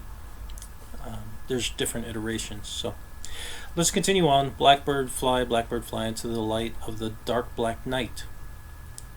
I guess that's flying into the night of the dark black night. Okay. I don't totally get that, but alright. It seems to be a contradictory sentiment. Unless you believe that there is light in the black night. We'll see here in a moment that may be applicable and why that may be applicable. Okay. So the chorus then, and then the third verse, it just seems to repeat. Take these broken wings, learn to fly all your life, only waiting for this moment to arise. Okay. So the first thing I want to say is that Mr. McCartney is not clear on how this song developed. He has two different stories on how this song developed, which is a little bit odd. One of them is that he started writing this song in India while they were there, and we should also mention that George Harrison was heavily influenced by Indian philosophies, and of course the Beatles had spent time there with Maharishi Mahesh Yogi, I believe. So this kind of idea of philosophy perhaps is tied up within their songs, and of course they had spent time in India, and there is a story that he's had worked on this song there, but there also is a story that and he says both of these stories that he also had made the song while he was in England. I guess you could say, well, he could be doing different parts of the song in different places. Certainly possibly valid. But when the meaning of the song is not clear to the person that has written the song, it's very strange to me. It is possible sometimes to write things without recognizing that you have put things in there that are revelatory to yourself. That is certainly possible. It does happen, so I won't pretend like it won't. But this song clearly could be a discussion of the Black Power movement in the United States and learning how to fly because you have broken wings all your life and you're waiting for the moment to arise. That very clearly could be a metaphor for the civil rights movement of Black Americans. Are there other clues to it? I suppose so. Blackbird fly into the light of the dark black night. So, historically speaking, blackness is something that is viewed as negative. But in this way, the light of the dark black night is showing that blackness is positive. That it's showing possibly the way towards light, or towards perhaps flying and living a life in a different way. In that sense now, that makes more sense to me. That this could be a sign of someone who is considering the positivity of the black movement and the positive implications for a society that embraces that movement. It's here in this song. Whether that's on purpose or not, I don't know. I don't know that Mr. McCartney was overly clear on that early on, but it is there in that song, and for that reason it's an more enjoyable song. So I end up with 1 point for that song. Let's finish up with one song, and this will be the last song from the White Album. Sorry, this is going to be kind of a long episode, but the song is called Julia. written by John Lennon, performed by him in solo. Supposedly Donovan helped him learn the finger-picking technique that he used for this song. And because it is such a solo song, and because the name Julia also is the name of his mother, we have to recognize that this could be utterly John Lennon. One of the songs that most poignantly indicates the nature of the man. So let's take a look at the song Julia. Pull up the lyrics if you would. I'll still score it, but I don't expect to find too much because of the nature of the delivery of the song and the title. It already is heavily John Lennon, so I would expect this to be entirely John Lennon. But let's mess with it, and we'll see what we get. Okay, half of what I say is meaningless. Now, if you listen to the way he delivers this, he'll say meaningless. He doesn't say meaningless.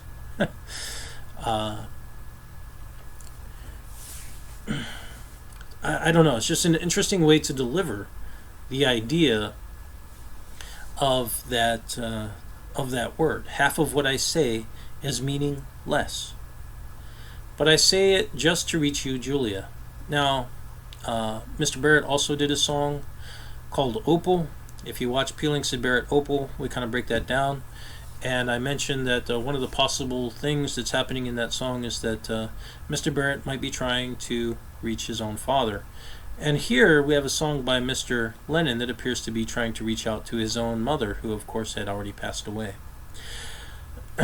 So I guess that's a correlation. I'll give a point for that. But I say it just to reach you, Julia. Now, Julia is of course a Latin name. The Julians, the family, Julius Caesar, he was a Julian. Julia was simply a female name of the Julian family. So what it means, I don't know. Of course, the Julians supposedly were tied to Venus in some way, the goddess Venus. So let's continue on. Julia, Julia, ocean child calls me. So when I see ocean child, of course, supposedly Venus was an ocean child. That's why I mentioned Venus here. That connection seems to be through the Latin mythology of the Julian family. So that may be called out here. I'll give another possible implication here in a moment. Julia, Julia calls me, so I sing a song of love. So I sing a song of love. So there's alliteration with the S. So I sing a song. Seashell eyes, windy smile calls me. This is full of SLM. Seashell eyes, windy smile calls me. Wonderful. It's beautiful. That combination of words it's beautiful. Julia, seashell eyes, windy smile calls me. So I sing a song of love, Julia. The visual of seashell eyes, it's wonderful. What a windy smile could be, I don't know, but it fits very well with the rest of the words. Her hair of floating sky is shimmering, glimmering in the sun. That idea of hair that is shimmering and glimmering in the sun, or sun in their hair, is similar to sun on her eyes. This idea of beauty that's in, again, the song Green is the Color. It's here as well, the idea of sun shining on someone, making them more beautiful. So let's continue on. Shimmering, glimmering, obviously, are the rhymes. Julia, Julia. Now notice they're not end of line. They're within line. Just kind of repeating. Morning moon, touch me so I sing a song of love. Why a morning moon? I don't know why that would be, other than a morning moon is pretty beautiful. Touch me, of course, when you're trying to reach out to someone, that's the kind of the touch. And we discussed the power of the touch in Peeling Syd Barrett Power Talk H. That title might be about the power touch. When I cannot sing my heart, I can only speak my mind, Julia. Sleeping sand, silent cloud, Touch me so I sing a song of love, Julia. Again, more S alliteration. Sleeping sand, silent cloud. So S and L alliteration. It's very pretty. It's a simple, beautiful song. It's not overly rhyming, and I don't know what else to say about that one. Poetically, it shows me a side of Mr. Lennon that is a little bit more expressive. It's one thing to tie together interesting words. It's another thing to express and convey effectively an emotion. And I feel this song is doing that. So it's very nice, and I like it for that reason. So that's pretty much it for the White Album. That was quite a bit. That's the longest one that we're going to do. We'll get into the other two albums now. There are aspects of them that are very strange. But none of them, I think, have the impact of this album. This is, to me, the last great album that the Beatles will put together. Just my opinion. Now, something I'd like to point out is that some people like to tie Yoko Ono to this song, as in perhaps Mr. Lennon was making a reverential song to motherhood as a whole. I'd just like to point out a couple things. And part of the reason for them doing so is that the name Yoko apparently has many meanings, but one of the meanings is that it means child of the sea, child of the ocean. It can also mean like positive child or honored child. It can also mean leaf.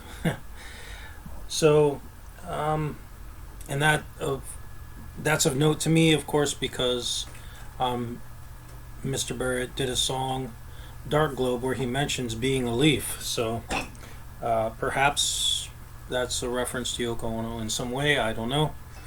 I would just like to point out that at this point in time, Lennon and Yoko Ono had not had a child, and so I'm not entirely certain that that ties in with her.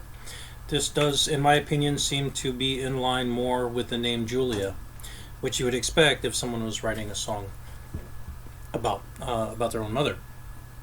Just my opinion. So let's go ahead then, and we're going to move on to Abbey Road, and this is kind of where the whole Paul is dead conspiracy, I think, becomes mainstream, and people start to kind of pick up on some of the cues that have been either placed deliberately or by accident, perhaps. And of course, depending upon your point of view, you'll have to kind of decide that. But I'm just going to mention really quickly the cover, which shows the four Beatles crossing a crosswalk at Abbey Road. So I'll just say really quickly, this is released in September of '69. Again, it's recorded at EMI, also Olympian, the Olympic and Trident, and is produced again by George Martin.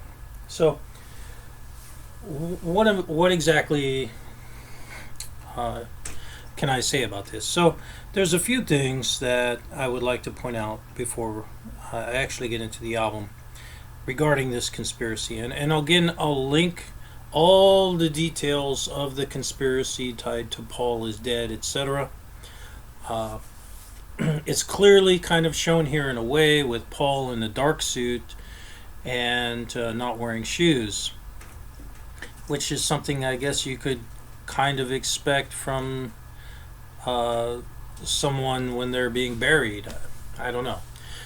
There's a lot that's tied into this. I'm not going to get into that a whole lot. What I would like to kind of point out is that Renewed Poet kind of points out that it is possible, as I mentioned, that this is a construct. So there are reasons why a construct could happen. One is that, of course, it's a business construct. So, and I'll just explain my angle really quickly. To tying all this together in a mystery, the fact that the company didn't comment on this when it really got hot and people were starting to be like, wow, is Paul actually dead? The company wouldn't answer questions for quite some time. They didn't come out and say, yeah, he's alive or he's dead. And there are multiple reasons for that. One is because they didn't want to say. Another reason is, of course, because if they said yes, they could also be sued. And just my opinion here, that they could be held liable for lying directly about something like that. If they don't say anything, of course, it allows the talk to grow. And as we've mentioned, right, the talk is kind of, the story is kind of what it's all about for developing hype so you can sell more albums and make more money. And that may have been aimed at all along. And it appears, in my opinion, that these references, and here we have a cover that seems to be deliberately pointing at that it may have been deliberately manufactured. Now, Renewed Poet, who's someone that posts regularly to the storyline and is someone that thinks through ideas quite well, mentions the Paul is Dead conspiracy, and that his kind of view on it is that it may also be manufactured, but that it may have been done so for artistic, poetic reasons. In other words, the collective, I guess you could say, development of a story that's an old story, that you have this kind of Apollo or representative of the arts, music and arts, and that might all be tied in together with Paul, and that he would be represented as this person. And I'd also like to point out something else, that this idea that Paul is dead, but then, oh no, he's still alive, is one that we all recognize as Western society. It's the story of Christ. And of course, the Beatles had already gotten in trouble with this comparison to Christ. So if they were doing this again and they came out and said it, they could get in trouble again. So, but it is a very effective marketing tool because it is something that is already recognized subconsciously by people. This idea that, oh, someone is dead, but oh, they're back again. And it's used constantly by the movie industry. And it's used also within music, this comparison to Christ. So whether people do that for artistic reasons or spiritual reasons or business reasons is unknown to the observer. We only know what we see. The artist knows what they're doing, though. In my opinion, as has been stated, the simplicity of the early songs was a tool to assist in making those songs popular or selling those songs. And later songs may become more complex and more reflective of the audience and the difficulties of the audience and the tendencies of the audience in viewing the world in a certain way, so that songs and albums can be sold again. And of course, we have to remember now, people used to actually buy albums and look at them very carefully because there was so much artwork and other things associated with them. They really were like kind of receiving a work of art. They were very much like receiving a painting and trying to understand all the things there, and you could go through and read all the lyrics, and they often would have interviews. So people used to really enjoy buying albums. It's all gone now. You just listen to a song on the radio, or you listen to it on some streaming service or whatever. I won't call any out specifically. And that takes away that aspect of visual and tactile art, in my opinion. So I guess that's all I'm going to say about the Paul is Dead conspiracy thing. I will say one last thing, though. We have noted the Apollo reference in some Pink Floyd songs before, and I'll kind of throw those up here. And that's not direct, right? Now is the hour that sleeps the swan. The swan is a representative symbolically of Apollo directly. So the idea that the swan is sleeping, or this Apollo of the age, I don't know. You'll have to decide who you think that's really for and really about. For me, that's about Mr. Barrett. I see his influences in many things, And I think in many ways that's an indicator of him. And it's tied up in the title of the first album, Piper at the Gates of Dawn. Piper, of course, is tied to, as well, Greek mythology. So, at any rate, let's continue on. Let's take a look at Abbey Road. And there are a few songs of note here, and one in particular that really grabs my attention. I think I'm going to surprise you with this one. I think it's going to it'll make you think. It made me think, so maybe it'll make you think, and maybe it'll be something you enjoy. So let's start off. The first song is Come Together, which is again a political song, or political in nature. Now, this supposedly is mostly written by John Lennon, and it appears to be based on a song by Chuck Berry. Again, there's the name Chuck Berry. That song is called You Can't Catch Me. Now, I believe at the time Timothy Leary was running for governor in California. Again, a political thing. Timothy Leary, of course, involved with the counterculture, tied in with psychedelic drug use and the idea of dropping out, kind of part of the hippie movement. So perhaps he's being backed here by Mr. Lennon. We can never know for sure. I mean, it's a reasonable kind of assumption in my opinion, but I don't want to say that it has to be true. So the first line, of course, the idea of Here Come Old Flat Top. This is actually from the Chuck Berry song. So let's look at the rest of the lyrics, which much of it is not tied to Chuck Berry, but let's take a look at it. So now the very beginning of this weirds me out, of course, because he appears. I always assumed he was saying shoop, like SHOOP, like the old doo-wop bands used to do, shoop da doo, that kind of. But apparently he might be saying shoot me, which is extremely disturbing. And of course the reason for that is because he was eventually shot. So, why would someone say something like this? It's I don't know. It's really odd. I mean, it could be a metaphor sexually. It could be a drug metaphor, of course, as well. Of course, psychedelics are not shot, right?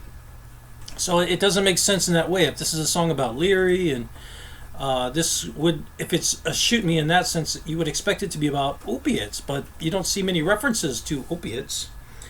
There is a song about monkey, Nobody Knows Besides Me and My Monkey, or something like that, which has really, really strange guitar work, and which Mr. John J. Oliver mentions as one of his songs of note in his website. Again, I suggest you check out his website. But that could possibly be an opiate reference. Of course, monkey is a slang term that can be an opiate reference. Here's the Shoot Me intro, which is very odd and very disturbing at the same time. Why that's up, I don't know. Of course, they did a song already about blowing your mind out. So, blowing your mind out in a car, perhaps that's what's meant by shoot me. I don't know. Okay, so Flat Top's grooving up slowly. Juju eyeball, a holy roller, hair down to his knee. Joker, just do what he please. So the Joker reference, I guess I'll give a point for that as a possible Syd Barrett influence. That's 1 point.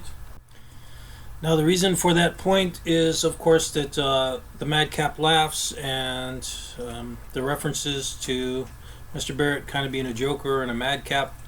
I will say that in the United States, of course, the Joker is commonly used in songs or pop songs for Bob Dylan. Now there's also the Merry Band of Jokers, or whatever, the guys that went around in their bus. So the Merry Pranksters, I think, or something like that. At any rate, there are a number of lyrics here. Let's look at them a little bit more closely. So, Flat Top, grooving up slowly. I don't know who that's supposed to be. Perhaps that's a reference to Mr. Leary. Juju eyeball. I don't know what could be meant by that. A holy roller, if you're not familiar with it, is a reference to a kind of like a spiritual / religious group that used to kind of go into a frenzy. Having your hair down to his knee is obviously a hippie reference. The rhyme here is knee and please. Okay? So let's move on to the next verse. I'm not going to break this down really well. I don't want to. I'm just looking for Syd Barrett, Pink Floyd connections. No shoe shine. he has toe jam football. I have no idea what that could possibly mean. He has a monkey finger, but he shoots Coca-Cola. Okay, so monkey and shooting are right there in a line, fairly close together. So again, there is the possibility of an opiate reference right there. So I'll give a point for that. So I'm at, because Mr. Barrett often makes reference to opiates. So that's 2. Now, Coca-Cola is a dark kind of a liquid, so there again is a possible reinforcement of the opiate reference. I know you and you know me. One thing is I can tell you is you got to be free. So the I know you and you know me is the same again, the same expression as echoes. I am you and what I see is me. It's right there. Okay, we also have Come Together Now Over Me, which is a little bit interesting because, of course, in the song Terrapin, Mr. Barrett is singing about being together with someone by flying above them. Fly above you, yes I do. So come together right now over me. Just pointing that out. Okay. The next verse is He Bag Production. No idea. Walrus Gumboot. He got Walrus Gumboot. Of course, there's already a walrus reference. As we mentioned, Paul was the walrus. Why does walrus have a gumboot? What is a gumboot? I have no idea. He has Ono sideboard, and he's a spinal cracker. I don't know. I mean, Ono obviously could be a reference to Yoko Ono. The idea of being a spinal cracker could be an adjustment of some form. I don't know. He has feet down below his knee. Of course he does. Everyone does. This is one of those statements that seems to mean more than it does, but it's very simple. Like being head over heels in love. Of course, you're always head over heels. So it has developed to mean something that is totally out of line with what it literally means. We are always head over heels. Hold you in his armchair, you can feel his disease. No, I don't really get it. I mean, unless it's a mental thing, the idea of being seen by a psychiatrist or something might be held together in that. Let's continue on. The next verse, he roller coaster, he got early warning. Muddy water, a mojo filter. 1 and 1 and 1 is 3. Of course, again, there's another statement that is literally true. 1 and 1 and 1 is 3. He's good looking because he's hard to see. Or you got to be good looking because he's hard to see. I don't know. That seems to be another reference to someone that you are not able to see. Which would be very similar to the idea that we posited in the breakdown of the song Fool on the Hill. The person that's singing with many voices that's isolated. That would not tie in with Timothy Leary. He was very public and very easy to see. It could be a spiritual reference to someone. He, right, is hard to see. I don't know. At any rate, that's pretty much it for Come Together. It's too hard, in my opinion, to try and break down literally.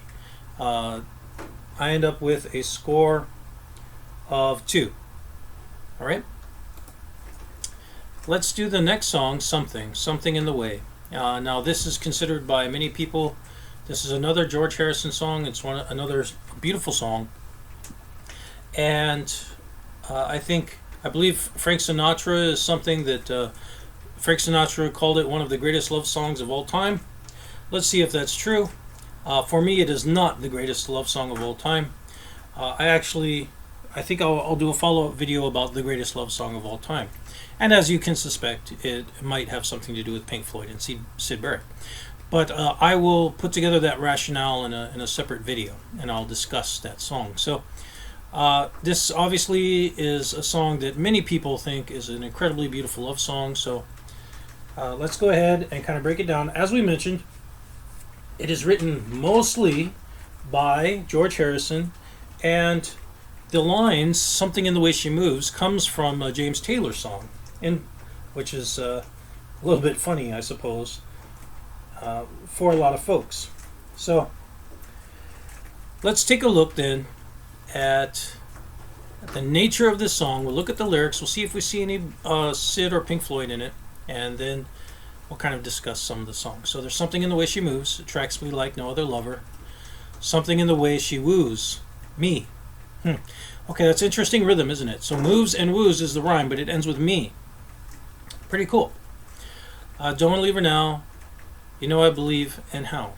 Okay, so now and how. Very simple rhyme, end of line, except for the very first verse, which is pretty cool, that the long moves and woos is followed with a short me. Somewhere in her smile she knows I don't need no other lover. Something in her style that shows me. So knows and shows, and then the off rhythm me. Now Mr. Barrett does this quite frequently. I'll give 1 point for that. But this is a very common thing to do, and the reason it's done is because the rhythm of it draws attention to it, and it surprises you, and it's wonderful. Yeah, it's quite common for people to do this, of course, but Harrison is doing it here, and it shows his development as a writer, I suspect. Don't want to leave her now. No, I believe in how. So now and how. You're asking me, will my love grow? I don't know. I don't know. Grow and know? You stick around now, it may show. I don't know. I don't know. So know, show, grow.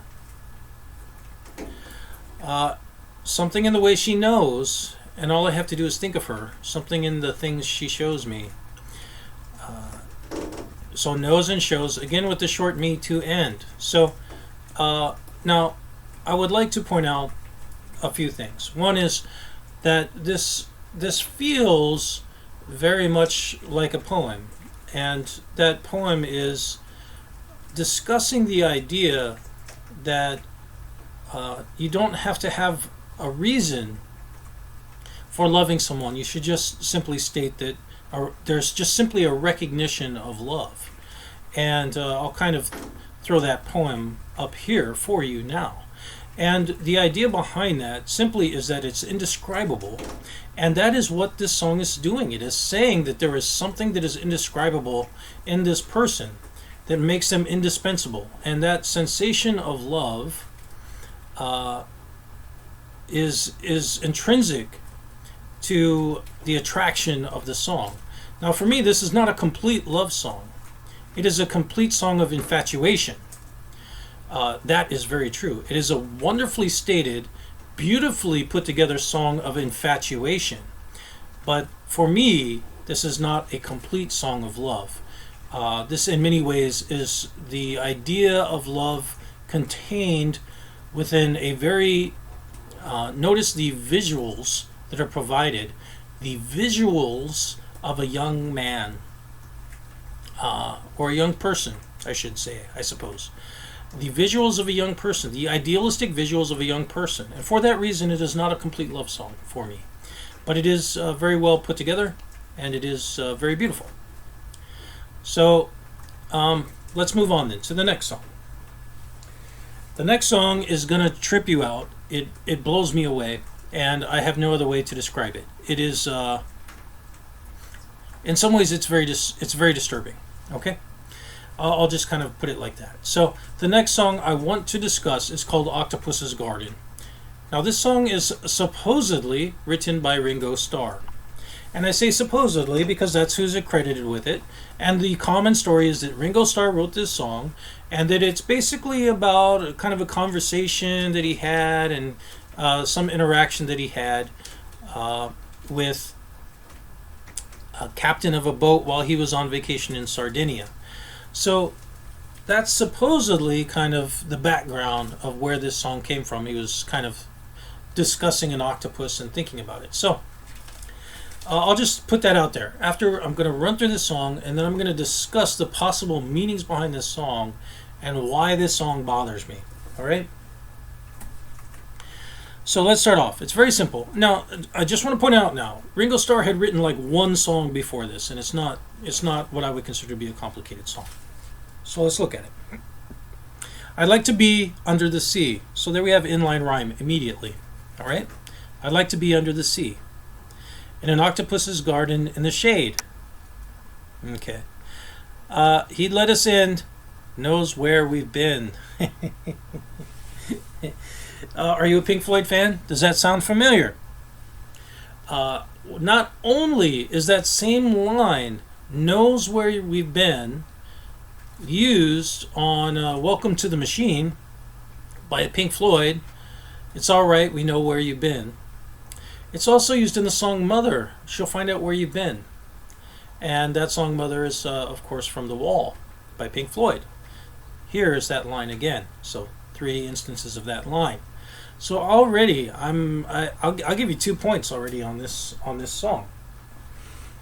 Hopefully you're following along with me and you see what I see. Okay, so I'd ask my friends to come and see an Octopuses Garden with me. I'd like to be under the sea and an octopus's garden in the shade. Okay, so we have a sea and a me.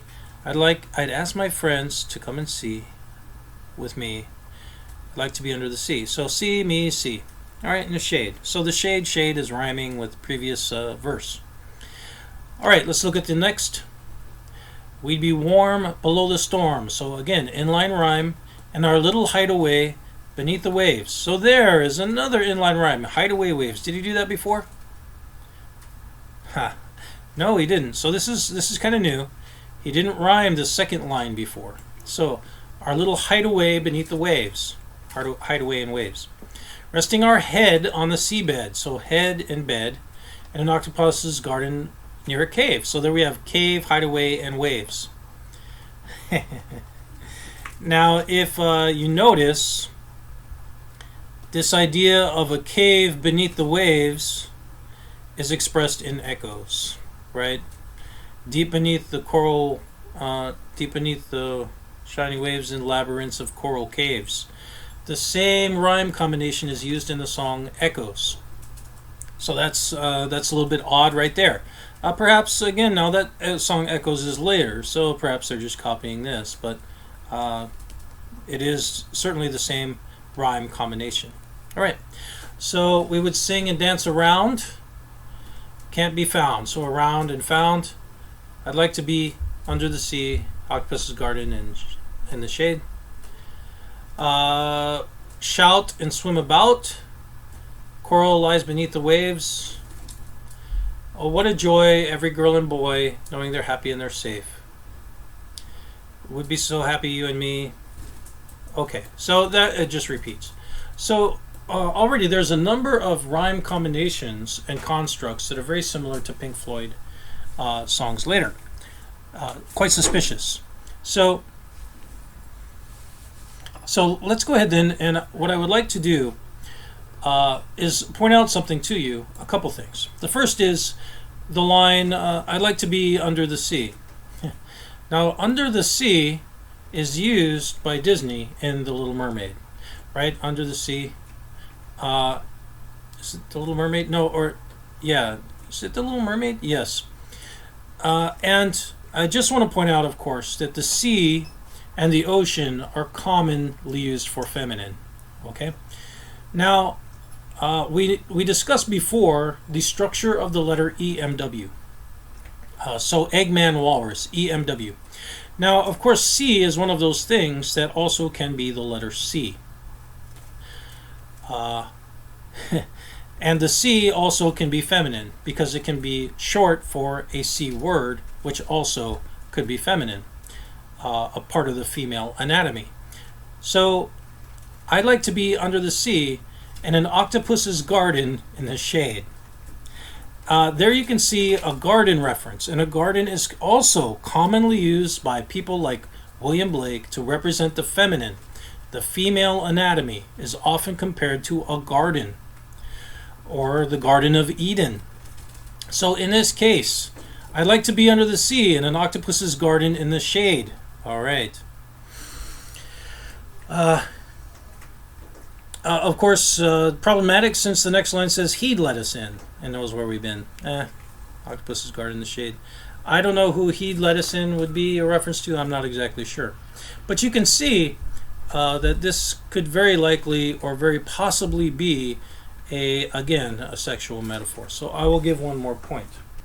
we'd be warm below the storm. So warm, again, why would you be warm under the water?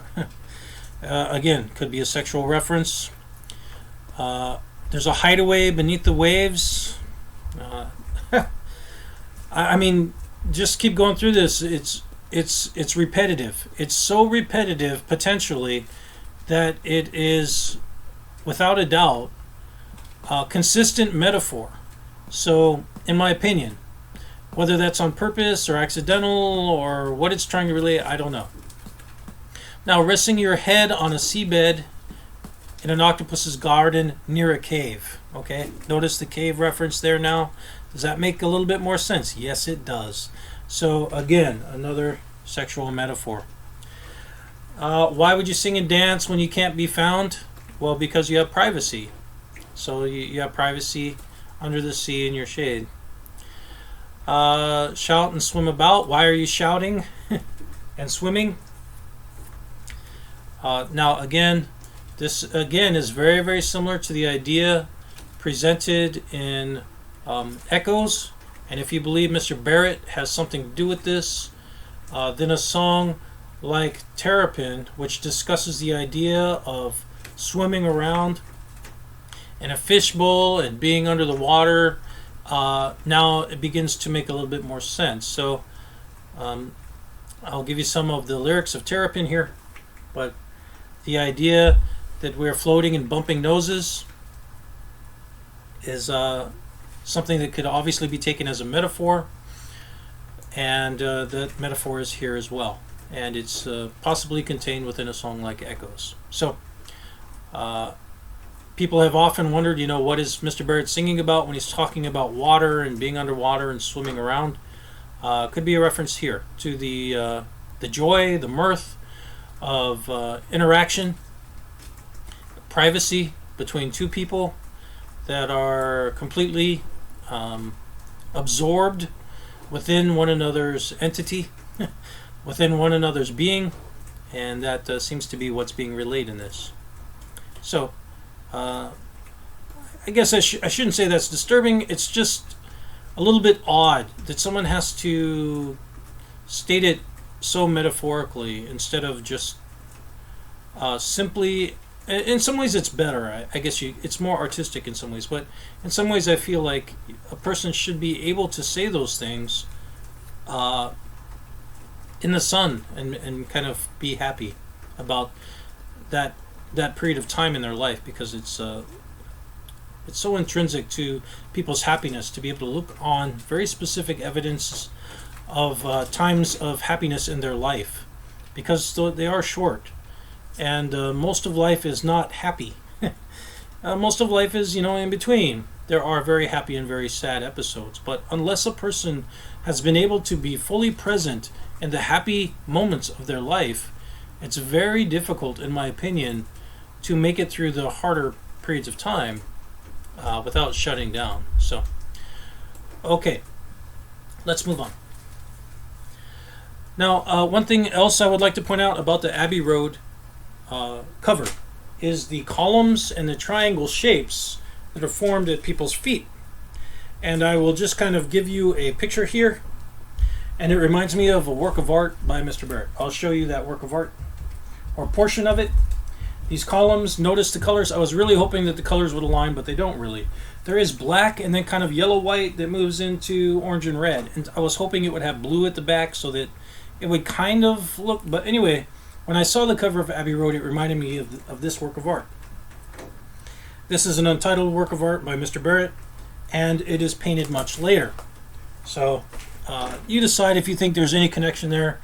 Obviously, the time frame is way off, but the consideration of shapes is there. So you decide. All right, so let's move on to the next song. Here Comes the Sun, which is another Harrison song, and it is. There's one line in here that's kind of wild. So let's just get into the song. I just want to point out that Mr. Clapton had I guess he had been spending time with George Harrison, and they were kind of close. And I guess For a time, Mr. Harrison was very upset with the Beatles, and he took a day off or something to get away from the business aspect of the music. And he went and hung out with Clapton, and he kind of came up with this song.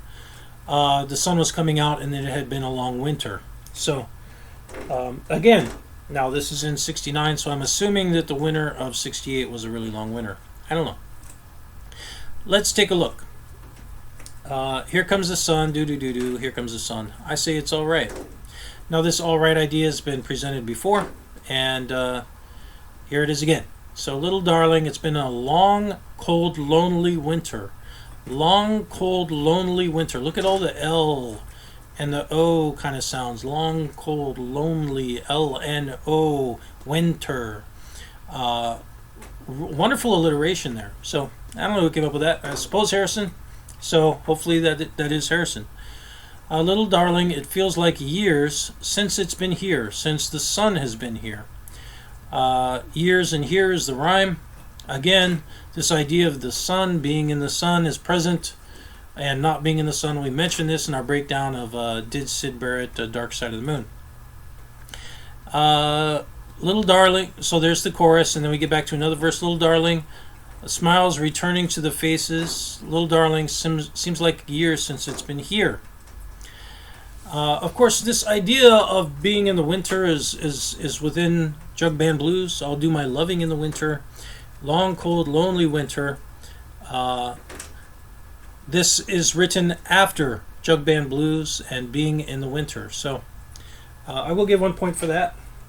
That reference to being alone in the winter, etc. is present. You have to ask yourself, why is it a long and cold, lonely winter for Mr. Harrison?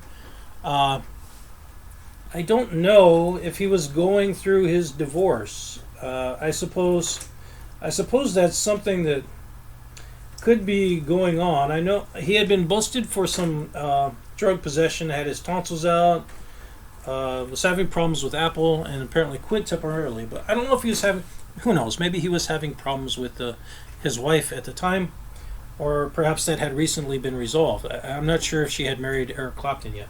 I will give 1 point, though, for that. So let's continue on. Little darling, I feel ice slowly melting.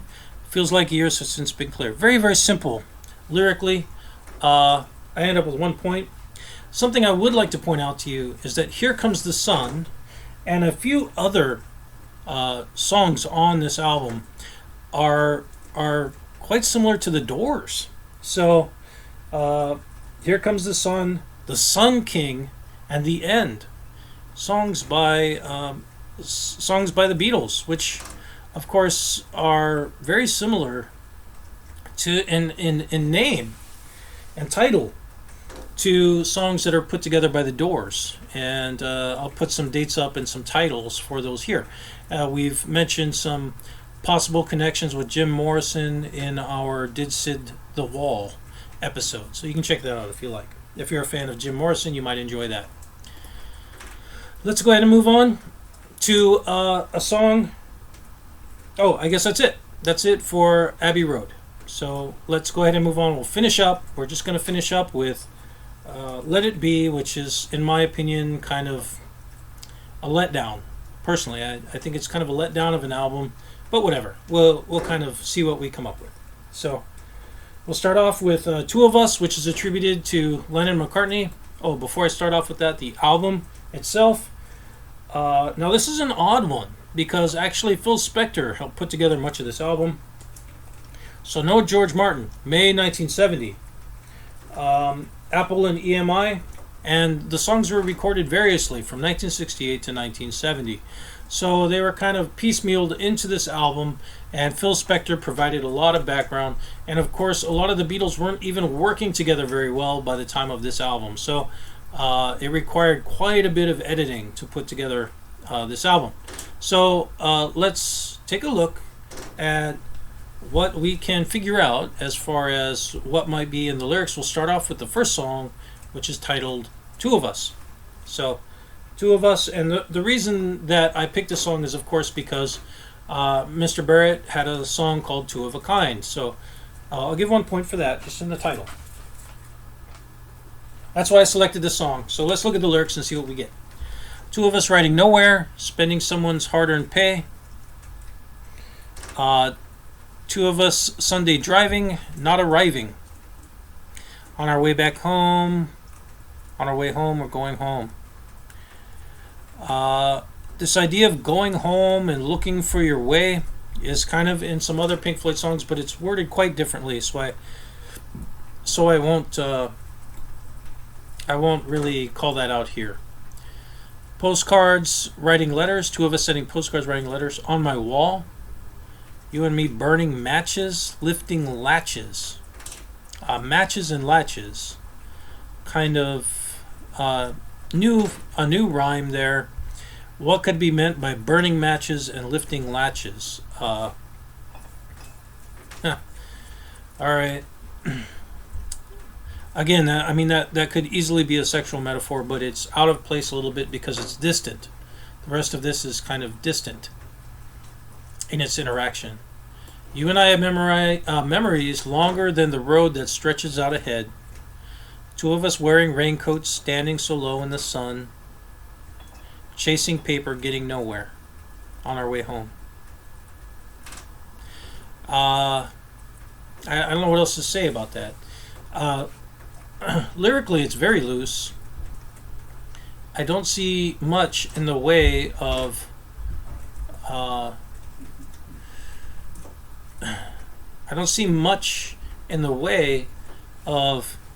actual alliteration or poetry. What is a little bit strange is this idea of two of us kind of moving along and not getting what we wanted at the same time. That is expressed in a Barrett song, so I will give a point for that. And the reason I mention that, and I'll give you the Barrett song and the Barrett lyric here. The reason I mention that is that I don't know. I mean, perhaps this is a reference by Lennon to his failing relationship with Cynthia Lennon. I don't know. That this will come up again in another song later, but I'm not sure what to make of the overall sentiment of this song. Is it positive? Is it negative? Chasing paper, getting nowhere. Man, it really feels negative. So it doesn't have the upbeat kind of idea of separately coming together later that's within Mr. Barrett's song, but it definitely has the separation within it. So that's pretty much it for that. Now I'm running through these ones kind of fast because this has kind of gone on for quite a while, but also because the lyrics are kind of simple. Now, this next song is not simple at all. This is one of my favorite all-time Beatles songs. I think it might be the most beautiful song that they ever made. And the backstory for this is Across the Universe. You can call it up on your phone. Look at the lyrics for Across the Universe. It's an astonishing bit of poetry. It's wonderful.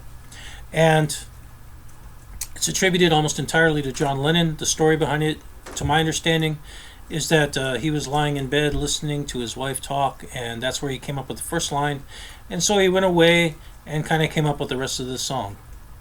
I do have some questions about the song, but overall that's the general pop background.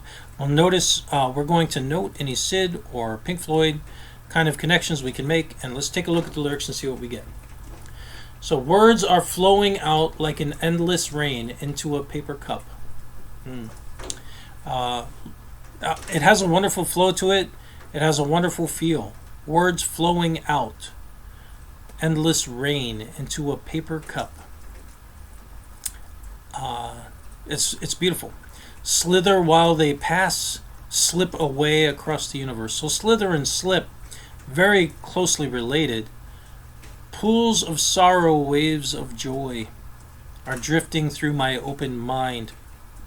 Possessing and caressing me. So there we have possessing and caressing as a simple rhyme. Pools of sorrow, waves of joy, drifting through my open mind. Okay, this the chorus is Jai Guru Deva Om and then Om. So to my knowledge, and you can correct me on this if you know, I don't speak the language. So my my impression is that this translates to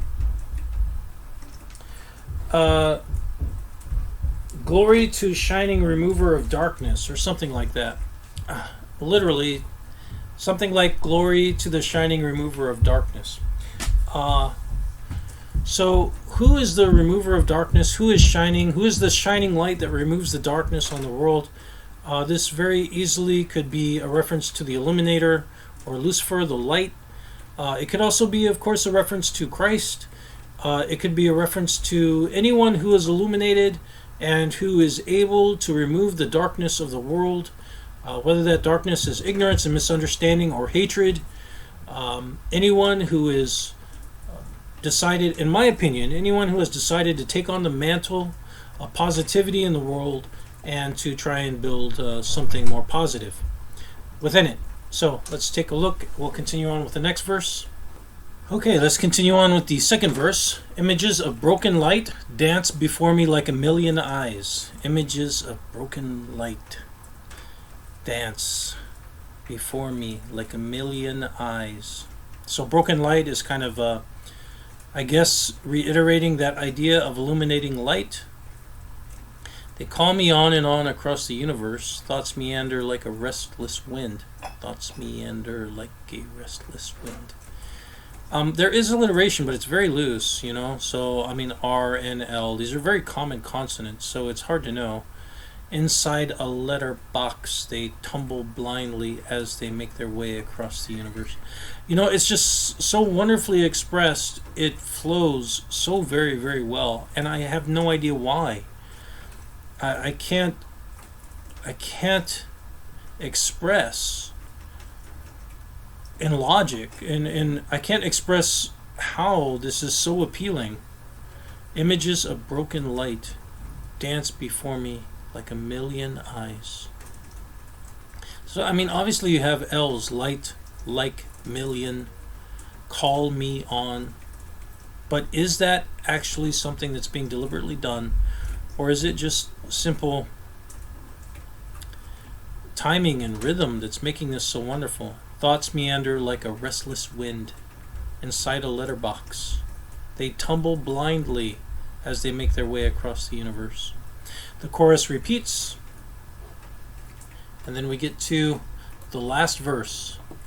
Sounds of laughter, shades of life. So there we very clearly see, again, the S and L alliteration. Sounds of laughter, shades of life are ringing through my open ears, inciting and inviting me. So inciting, inviting rhyme.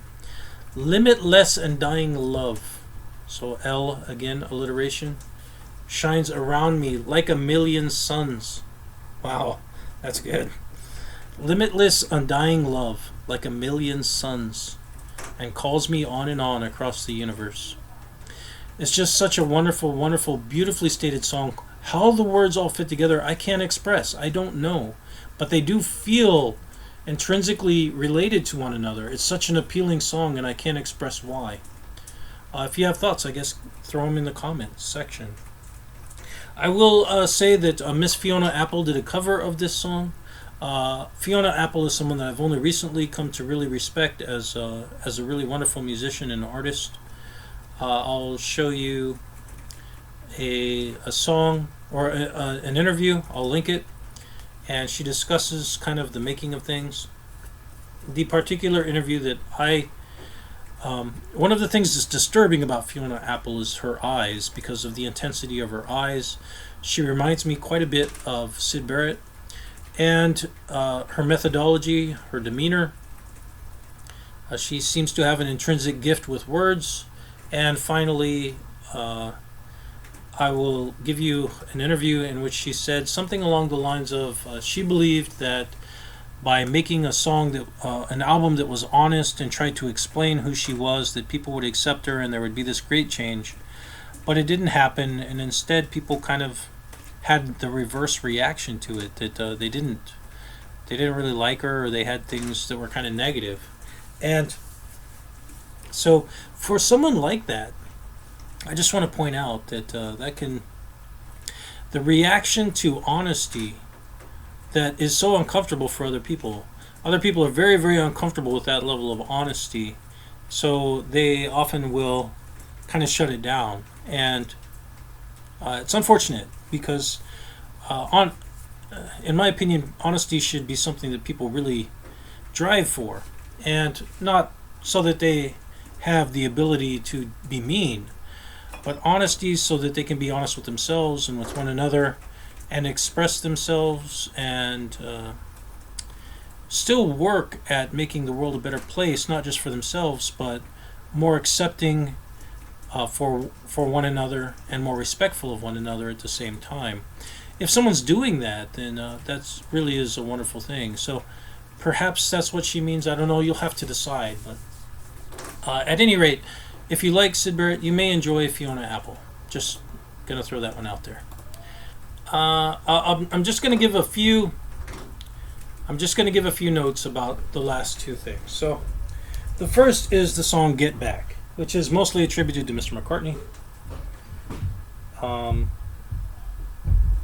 In this song, apparently Billy Preston came in and helped him out, playing some piano, and he eventually became an artist with Apple after this.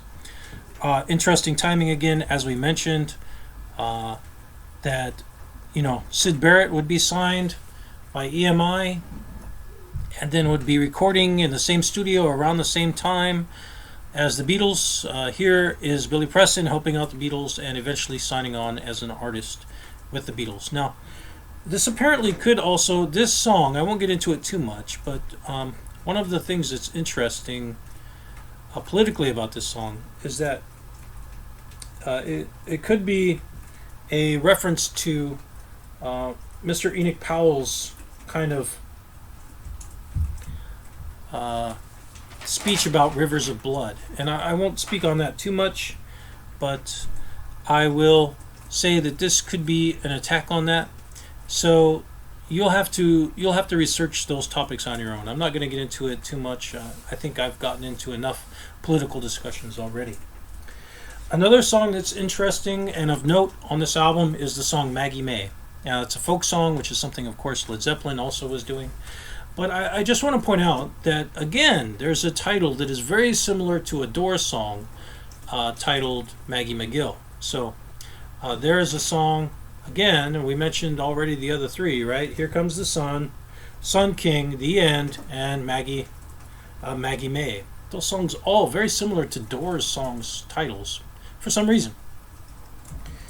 And the last song that I would like to discuss is Let It Be by the Beatles. Now, this is mostly attributed to Paul McCartney, and supposedly he had a dream with his mother in it, and she told him to let it be. And the implication is that perhaps, well, let's take a look at it, all right? The first line is that when I find myself in times of trouble, Mother Mary comes to me, speaking words of wisdom, let it be. So in the dream, apparently, now this is the kind of backstory you would expect from someone who actually is making a song. He had a dream about his mother coming to him and reassuring him and saying, just let it be. Okay?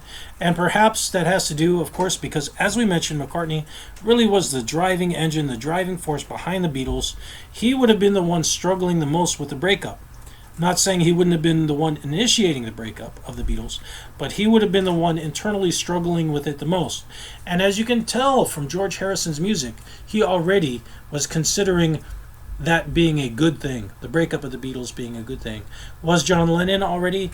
In my opinion, yes. And the reason why John Lennon already was considering it as well is because the connection between him and McCartney had been broken. He had established the same artistic connection instead with Yoko Ono. So that artistic connection between McCartney and Lennon had been broken. George Harrison was already developing as a songwriter and making, in my opinion, in some ways better music.